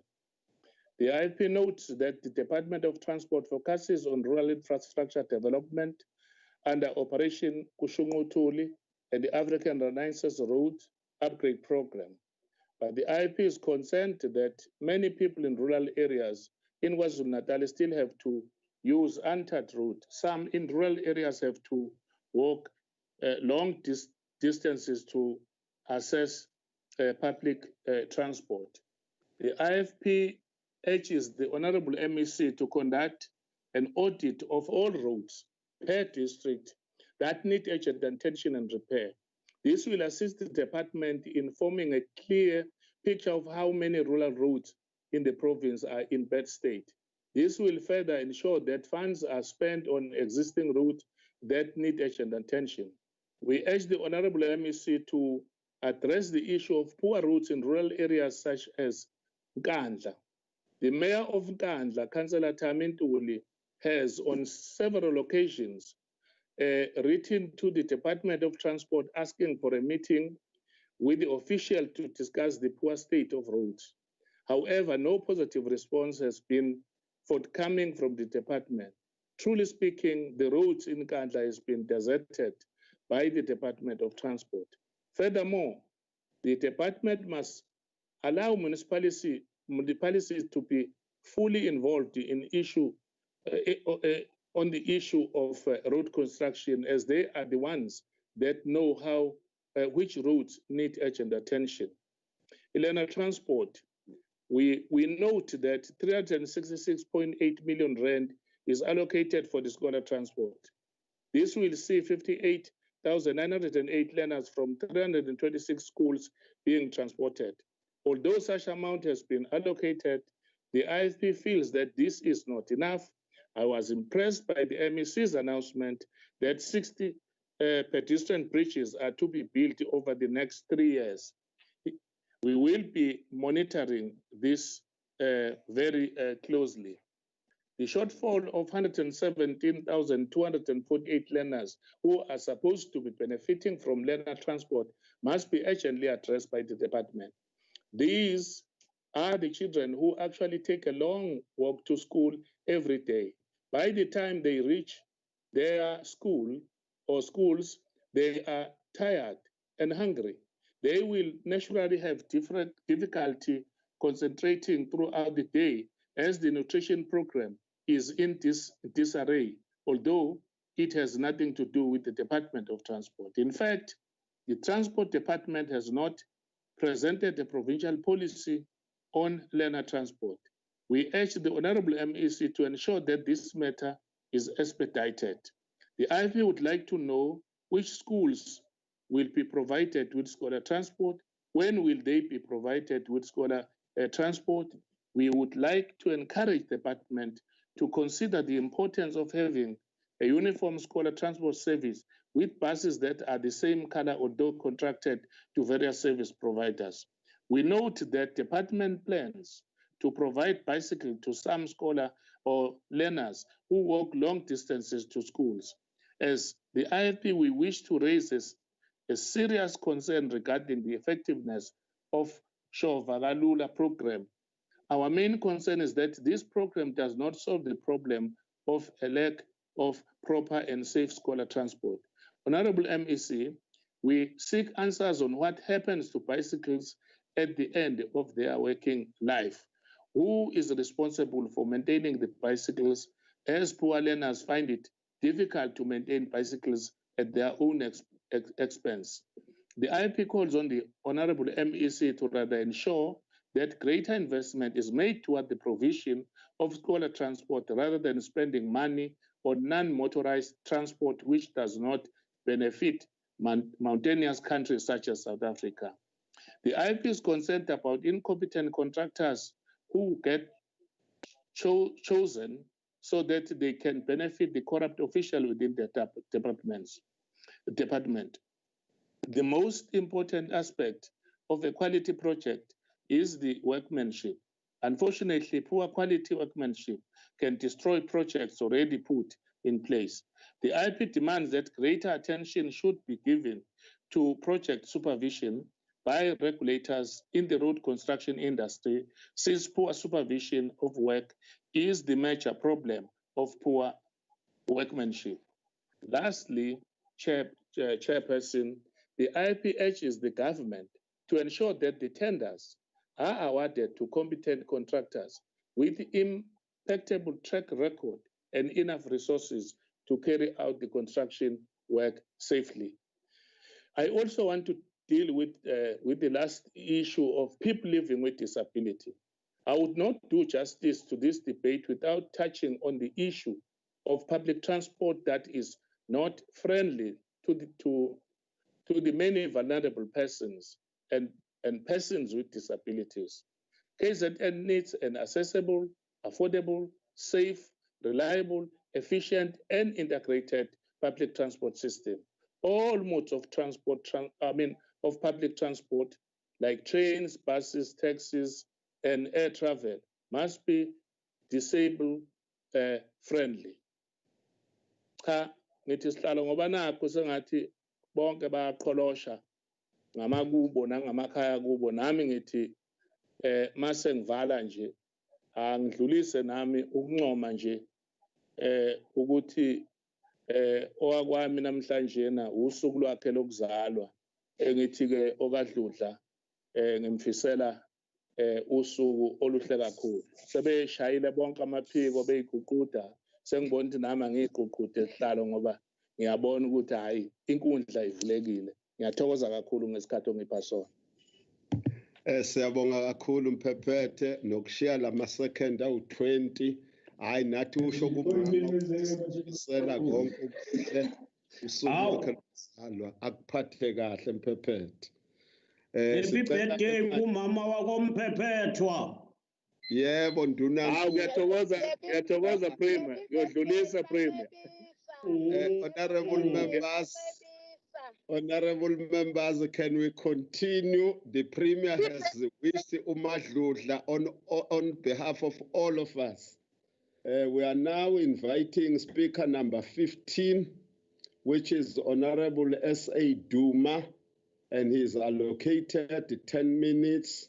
He comes from the African National Congress, and I want to indicate to the honorable members that we confirmed through the system, because we are the fundis of technology and ICT, that NFP, Honorable MLOTSHWA, is not connected. Thank you very much, Honorable Duma. The floor is yours. Thank you so much, Honorable Chairperson, once again for affording us this opportunity. Siyamqholoshisa ke nathi uMphephethwa nokwadludla ukuthi usuku lakhe libe luhle. Let us greet the Premier once again, the MEC, and the MECs included or online, and every member who's currently watching. I think Honorable MEC Mpemba has presented a sterling and a galvanized strategy as how are we going to ensure that Department of Transport remains a nerve of economy in the province of KwaZulu-Natal. I think just once, when one is starting, Honorable Chairperson, we just must mention that as a portfolio committee, there is such nice collegiality amongst members. From time to time, we will differ with issues. There are extremists, as you know, and we'll isolate the extremists, and I'm going to deliberate on some of the issues. But we just want to thank the portfolio committee for a sterling job in terms of their oversight. Honorable Hussein, Honorable Chairperson, she is highlighting two fundamental areas. She is so concerned on the Department of Transport assisting transport, which is the taxi industry operators, and Santaco in particular. Let us tell you why she sees fit that you must deal and lambast Santaco, which carries almost 70% of our commuters on a day-to-day basis. Number one, she comes from a background of being so disappointed that the few families who's been running a public main line in KwaZulu-Natal, they've been benefiting. So she's here just to defend those people. But she is not coming out of her sack and tell us that, Honorable MEC of Transport, you are just cutting and taking away the slice of these families. We want to transform this industry. We want to ensure that majority must partake in this process. It will be unfair that you are just lamenting about Santaco. Santaco is playing a role, and they have been upfront and proactive in assisting the department. And we are just saying today that let us ensure that at some point in time, even the taxi industry should be subsidized, as it carries a lot of commuters and passengers on our daily routine. I think it's unfair as well, Chair, that Honorable Hussein, she must always prove herself. That is why that all the time in the meeting, she must be heard that we are not supporting, because Africans in the DA, they are always treated as the stepchild. So we must understand that as much as she is a member, but she's treated as a stepchild member who must always ventilate. So we understand that. But it would be unfair of the member who comes or grew up in South Africa of saying that post-25, there are kids who are still crossing the river. Whereas you don't even articulate that it has been 342 years of apartheid evil system that oppressed our people. You are not articulating that thing. So it means that your debate is shallow, because you are not taking into cognizance what transpired in the evil system. And this government is trying to address those imbalances. As we speak, Honorable Chairperson, the MEC has already tabulated that almost 3.5 billion will be lost if Treasurer will end up reviewing and not give them the rollover. And if this 1.9 billion is going to be taken on COVID. So it means that department will be federally compromised. Let us ensure that it is not possible. Let us fight as a portfolio committee. Let us support this budget and ensure that they are assisted. I think Honorable Moodley was able to raise some of the key pillars that must be enhanced so that the transformation is envisaged in the department. Although at some point in time, he used the wrong words and said the department is in shambles, which would be unfair as well, because he comes from an organization or from a party that has Inutu on their belt, that has Zululand district, which is not doing well. But at this point in time, we're not even saying that they're in shambles. I think if they are robust, if they are true to what they want to remain as the embodiment of change, let us ensure that they clip internally on their house as well. We saw the roses and flowers on the background of Honorable HARRICKS, who unfortunately is not even a member of Transport. So it will be unfair as well just to thoroughly deal with her, because she's saying that there is a polemic rhetoric from the department. What polemic rhetoric? Today, as you go to an area where she comes from in Willowfontaine, you find a road that has been established by this government. You go to rural areas of Umsinga, Honorable Mpemba already alluded that even Nongoma area in that corridor, new project will be implemented. Those are the issues this government has already tabulated. However, Honorable Chairperson, I want to highlight what Marx said at some point in time, that the last capitalist we hang shall be the one who sold us the rope. So no matter how articulate you are, as long as we can see that you still represent the ideology which is antagonistic towards the change, or which is diametrically opposed to the ANC ideology, we will understand that you are not with our people. Honorable HOOSEN is worried that you seem to be concentrating on the public transport, the taxi operators. They are the majority who comes from the poor, and we are so biased towards the poor. If she cares to know, that is our daily bread. We want to ensure that African lives are also taken into cognizance. Honorable MEC, thank you so much as well for alluding on the issue of maritime and the issue of aviation. Let us support you. In fact, at some point in time, we are saying that as a portfolio committee, let us invite the Minister Mbalula, just give the entire jurisdiction, just give Honorable Mpemba the issue of maritime, give Mpemba the issue of aviation, because this is what is going to assist these departments. These innovation on the issue of fourth industrial revolution are the things that is going to ensure that our youth, even from tertiary institutions, are able to partake, are able as well to come and play a pivotal role in ensuring that we grow this economy together. There is the issue, Honorable Chairperson, that is nice that we accept, that is raised by Honorable Mpemba, of the issue of manufacturing industry that is going to create bicycles. Music to our ears. It is going to harness the issue of industrialization that we must ensure that it does take place in our province. We just have to mention, Honorable Mpemba, that we must support you as this legislature, but there will be dissenting voice, in particular the capitalists who will want to take this opportunity as we want to transform the industry. But another reality, as most of these things have been produced by China, you are also going to face another heckle from Chinese as well. But your aim is noble, that KZN youth can create this issue of bicycle. You are saying that when you grew up, you used to used to go and travel to places using this bicycle. This is the methodology that is going to be assisting our young people. Ensure that we support you holistic when you're trying to manufacture this process. We also support. Honorable Premier has already highlighted and elevated the developmental strategy that is going to embrace the youth in particular, the women. Mhlonishwa kumphepheta siyavumelana ezintweni azishoyo. Ukhuluma kakhulu ke nangomthelela ongaba khona uma indaweni zasemakhaya imigaqo ingakhiwa. Umhlonishwa uNtuli already ukhuluma ngaleyo process ukuthi iyona ezokwenzeka. Uze bakhuluma ngendaba yokuthi ke asibaboni abantu abaphila nokukhubazeka. If ngempela ke umhlonishwa ngathola isikhathi kwi-portfolio committee aphinde azoyipresent, siyobona ukuthi kuyona yonke indawo lo mnyango wenza sure ukuthi bayapartaker and bayaparticipate abantu ekufanele benze umsebenzi omuhle. Kunamaphuzu amabili esifuna ukuvala ngawo, Honorable Chairperson. Elokuqala ngifanele siqike ukuthi lo mnyango uzokwazi ukuthi uthuthuke kahle uma ama-professional bodies that deals with engineering and quantity surveyors are taken abroad and are invited at the level of province, so that we produce more professional registered engineers who are African, so that we produce more QS. Because if we still have the one that is not transformed, you will still have significant minority white who are so antagonistic towards change, who will not accept all the project and who are not going to assist on the service delivery. Elokugcina ke libalekile ke nakhona ke umhlonishwa usihlalo ukuthi ke ubalekile lo mnyango ukuthi iwona ozokwazi ukulekelela ngama-project anjengo-498 no-497.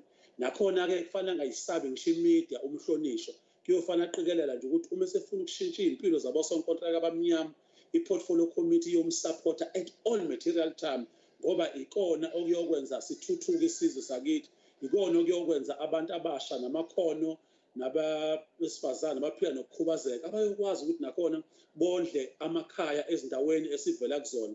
Ungasabi-ke mhlonishwa ukuthi uqhubeke uliphakamise igama lasihlalo uZondi noma aboHOOSEN esho ukuthini, ngoba uma sekuney'nkinga ekuhlaleni uyosizwa yiyona i-taxi industry ezokwenzela ukuthi isimo sikwazi ukuthi sisebenze kahle.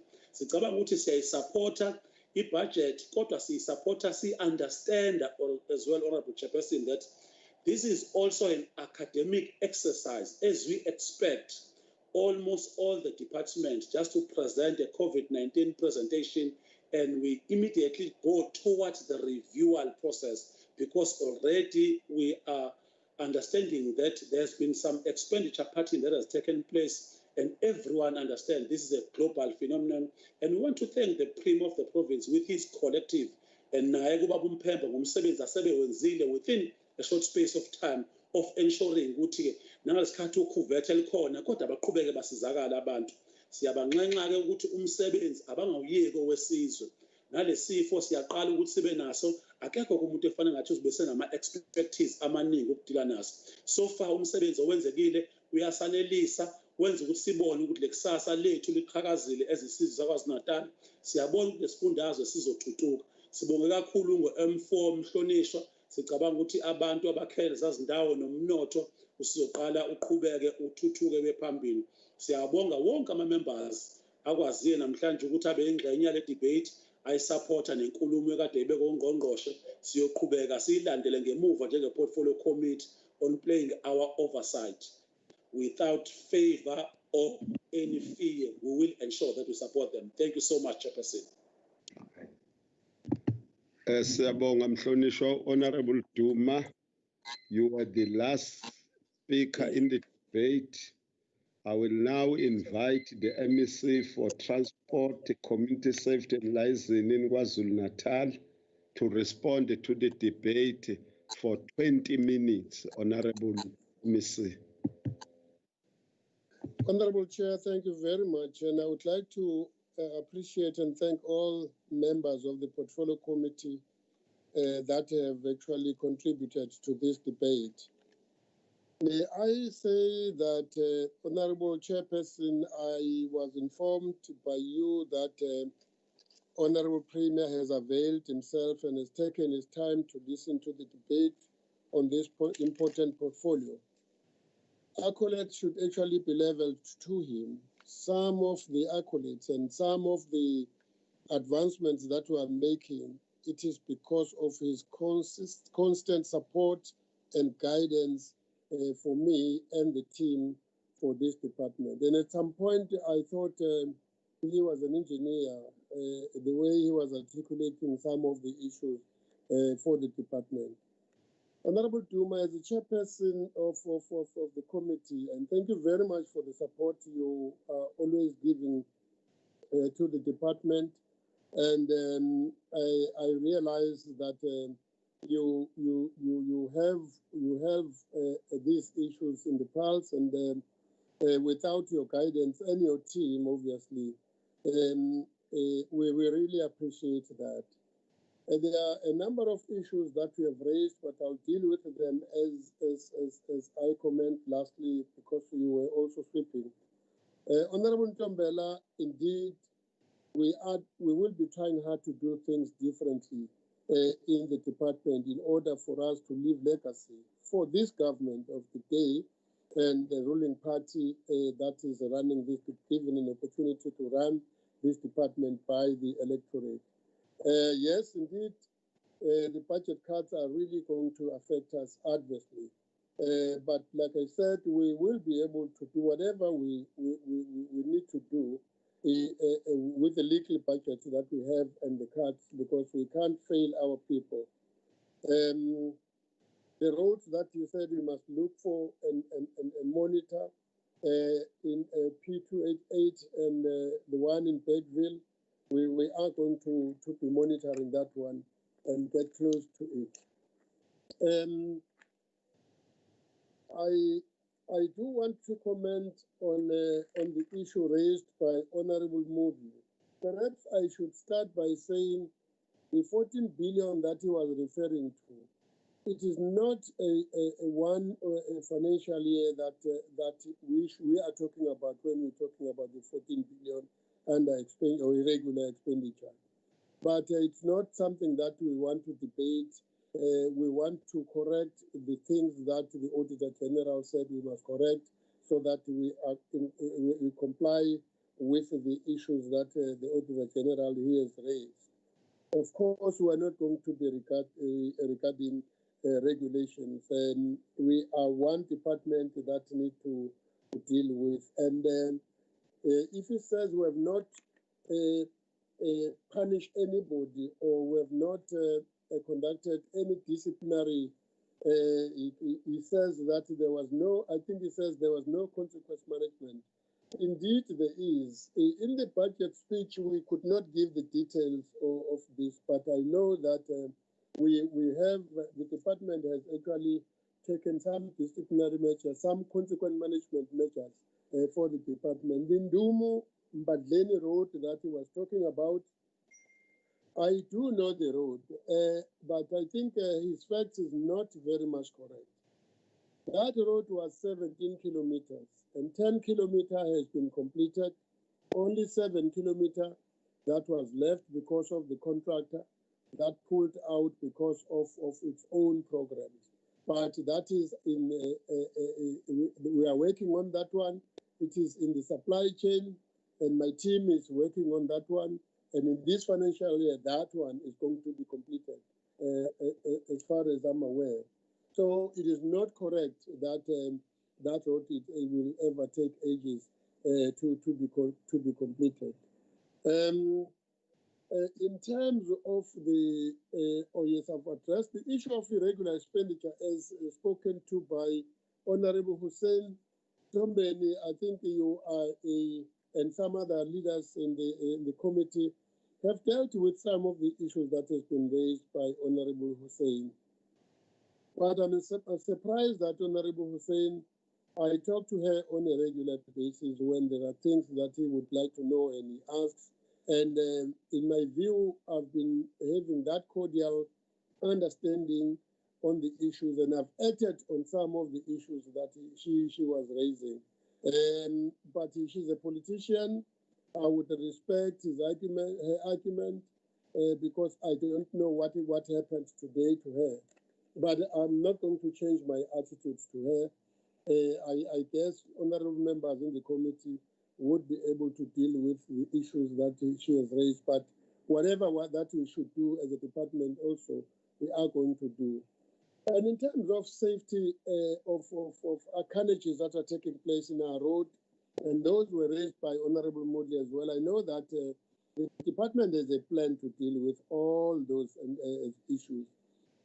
We have adopted the 365 days enforcement campaigns in our roads. We have Safety Fridays, which is a program that we are going to be implementing. We have community awareness programs. Indeed, the issue of our traffic and law enforcement agencies, there was a lull at some point, but upon one getting into the department with the team, we are reviving that. And I'm sure all of us, because I realize we are all concerned about the activities in our roads and carnages that is taking place in our roads, which I'm happy when members are going to be part of it. But by the way, it is our responsibility, all of us, to try and deal with the carnages that are taking place in our roads. Honorable Hoosen spoke about the bulletproof vests, which we have in the department. They may not be a new style vest that perhaps she's talking about because she has not been able to give me the spec, but I do know, sitting in here, that there are bulletproof vests, but it depends on where the person is working.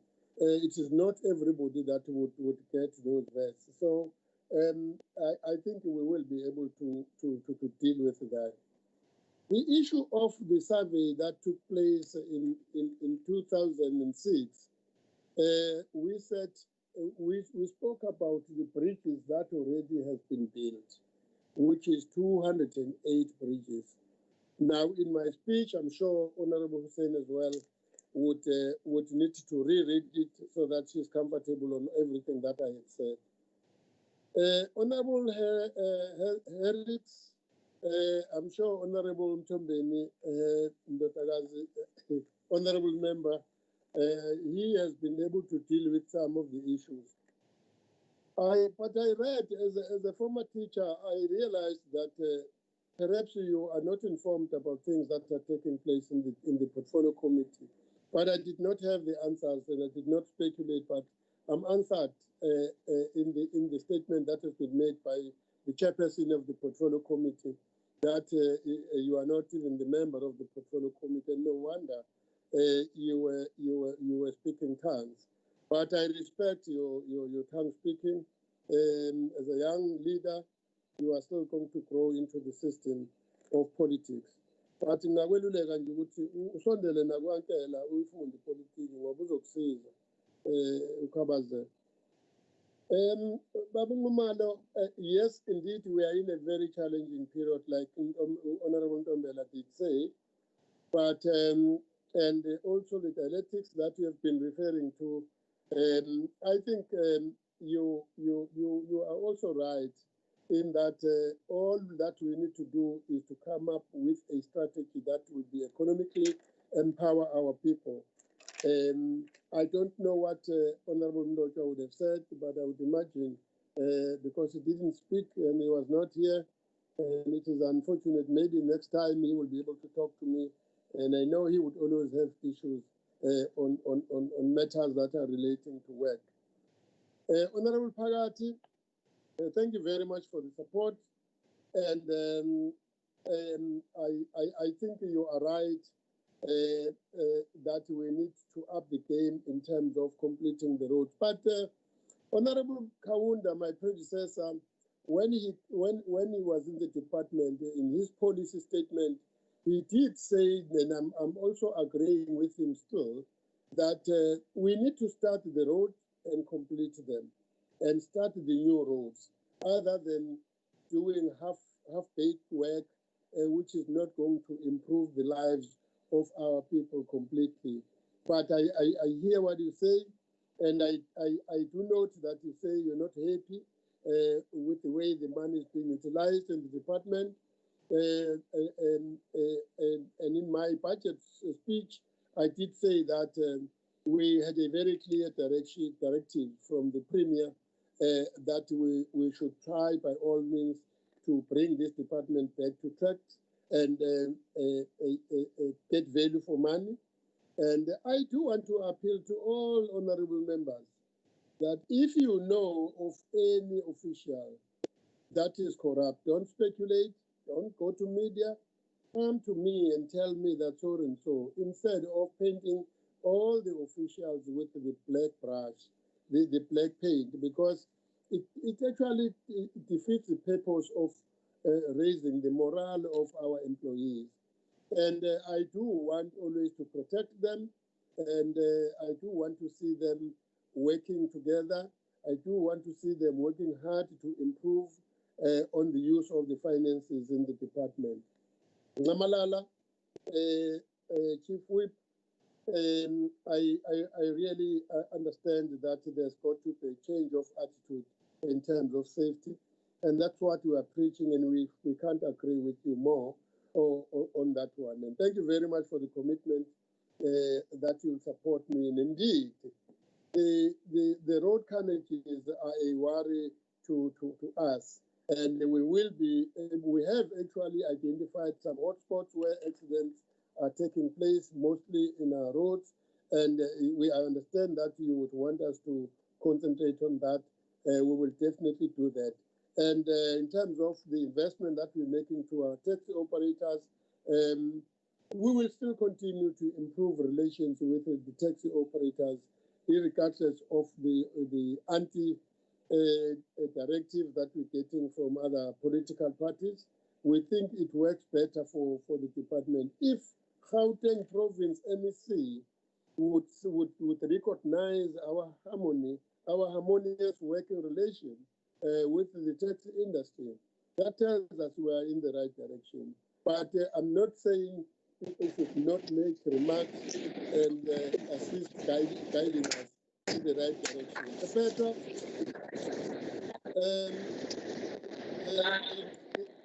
Petra, Petra, ngiyamfisela nami umama usuku oluhle lokuzalwa. Hey, kodwa wazomfisela ntambama mphephethe ekuseni bekwenze njani? Ubukhohliwe. Kodwa ke phela kuyona into ejwayelekile iphethwa ngoba nobaba watholakala le kwanongoma eyithithizela. Kodwa ke siyakubongela mfowethu. Nathi sithi happy birthday Mama Mpepethu. And we are grateful that you are supporting the budget. And in Perpetua, yes, we've got so many roads and a lot of backlog in our province, especially in our rural areas. The roads are dilapidated, but we are doing all we could with the legal resources that we have to try and deal with those roads. Not all of them could be blacktopped, but we understand where you're coming from. We really appreciate your concern, and it is our concern. Remember, Undunankulu of our province as well has been hammering on this thing that we must improve our roads. It is not entirely true that Inkanda roads are being neglected. I've got 3 roads under Makhosi Amathathu, Inkosi Ncamalala, Inkosi Magwaza, and Inkosi Khanyile has just come to me with the leadership. They've made a representation, and I've agreed that we're still going to meet with them. It's just that there's been this pandemic, and we could not go and address them. But the council as well, because we realized after Inkosi Khanyile has made a representation that we need to reprioritize. But indeed, Inkanda is not left out. I can promise you, I can take you and give you the numbers of the roads that we are concentrating on enkandla. Kodwa ke uMphephethu makukhona ibonayo abona ukuthi akakwazi ukufinyelela kahle naye phela kuma voters angasondela asho. Kodwa ke mina nomnyango noNdunankulu sivumelana ngokuthi intuthuko asiyise nasenkandla siyise lapho esicabanga ukuthi khona wawungeke ube bikho khona umgaqo. Kodwa thank you very much for ukuthi nje ungalethe ukuthi ngathi inkandla isasele ngaphandle. By the way, njalo ngabiza amakhosi wonke esawabizela eshowe kwi-district. Sazowacela ukuthi awasho ama-priorities awo. Afike amakhosi wonke asenkandla ekhona. Kodwa-ke ngiyazi ukuthi umeya kungenzeka ukuthi wabambeka akakwazanga ukufika. Kodwa sengake ngame-engage ukuthi Mphemba Sompisi, sondela sikusize njengohulumeni kaKhongolose ngoba sizokwazi impela ukumsiza ibhele. Alikwazi ukusala ngemuva. Undunankulu uthe asingakhethi ibala. In terms of learner transport, policy, we are working on that one with the Department of Education, and I know that we have a task team that is already on the ball on this one. So I think we are working on it, and UPRIMA has always been reminding us of this policy. We think together with the national we will be able to finalize it. Ngiyayizwa leyo ukuthi kuyakwenziwa njani ngamabhayisikili uma esekugile. Ikhona into ethi naba abantwana noma eseqedile futhi isikolo aqeda abe grade 12 mhlambe ngeke akwazi ukunika ibhayisikili umuntu olandelayo wakubo. Impilo kufanele siba encourage abantwana bethu. Kwesinye isikole iphuma nyova engisadopthile kwaNongoma, uma ngabe umntwana eseqeda umatric i-uniform yakhe nezicathulo uyayiletha e-constituency office, sisithathe sise-dry clean notisha abakhona bese si-ede sicabanga ukuthi kuyashoda bese siyinikeza abantwana abahlompa. I'm sure namabhayisikili mhlawumbe kungafanele siyenze kanjalo indaba yawo ukuze abanye bakwazi ukuwasebenzisa from time to time, bakwazi ukusizakala kuwona. And incompetent contractors, ngingafisa mina ukuthi siwathole eniwaziyo nani ukuthi niwakhombe ukuze sikwazi ukukhuluma ngezinto sonke sizokwazi ukuzazi ukuthi zime kanjani. I do concur with you, Honorable Duma. We will be able to, actually we have engaged with Umhlonishwa Mbalula and we have agreed. I've raised kancane noPrima into aviation, in maritime, we need to bring it back so that we consolidate, we have something, a plan here province, and get support from the national so that the province must also be able to do something, even a plan in the long term nayo ngokwayo. But thank you very much for the support. And in terms of the rollover, we really would like to be supported on this one. We have submitted, but we have been guided by the Treasury. We believe that they will in the end consider our request for the rollover, given the fact that even the cut is going to affect us adversely, and it would actually not allow us to deliver the services to our people. Hlalo, thank you very much for ukuthi unginikeze isikhathi, and ngiyazi ukuthi sekuntambama le budget speech ingene ngesikhathi santambama, nani mhlambe senisebenze kakhulu, kodwa once again premier for ukuthi nje ube ingxenye yayo, I will always be guided by you on some of the critical issues that you would think have got to be guided on. I salute you for that. uNkulunkulu akuphamandla nje yakwazi ukuqinisa usigayide sonke sikwazi ukuphumelelisa igovernment yakwaZulu-Natal. Thank you very much. Kakhulu MEC NTULI for responding to all the issues that were raised by our honorable members. We would want to thank the Honorable Premier who has been with us since morning up to this point in time. We also wanted to thank all honorable members of the Executive Council who have been with us in this virtual aid since morning up to now. A big thank you to all honorable members, and especially those who are debating. What a smooth and informative debate. We also want to thank all the guests who connected with their own people's government and all the officials of our government who have been here with us. We wanted to make this announcement indicating that this session is adjourned until tomorrow at 9 o'clock. Tomorrow is a busy day. There are also debates that will be taking place as from 9 o'clock. Siyabonga kakhulu, inkosi insikelele.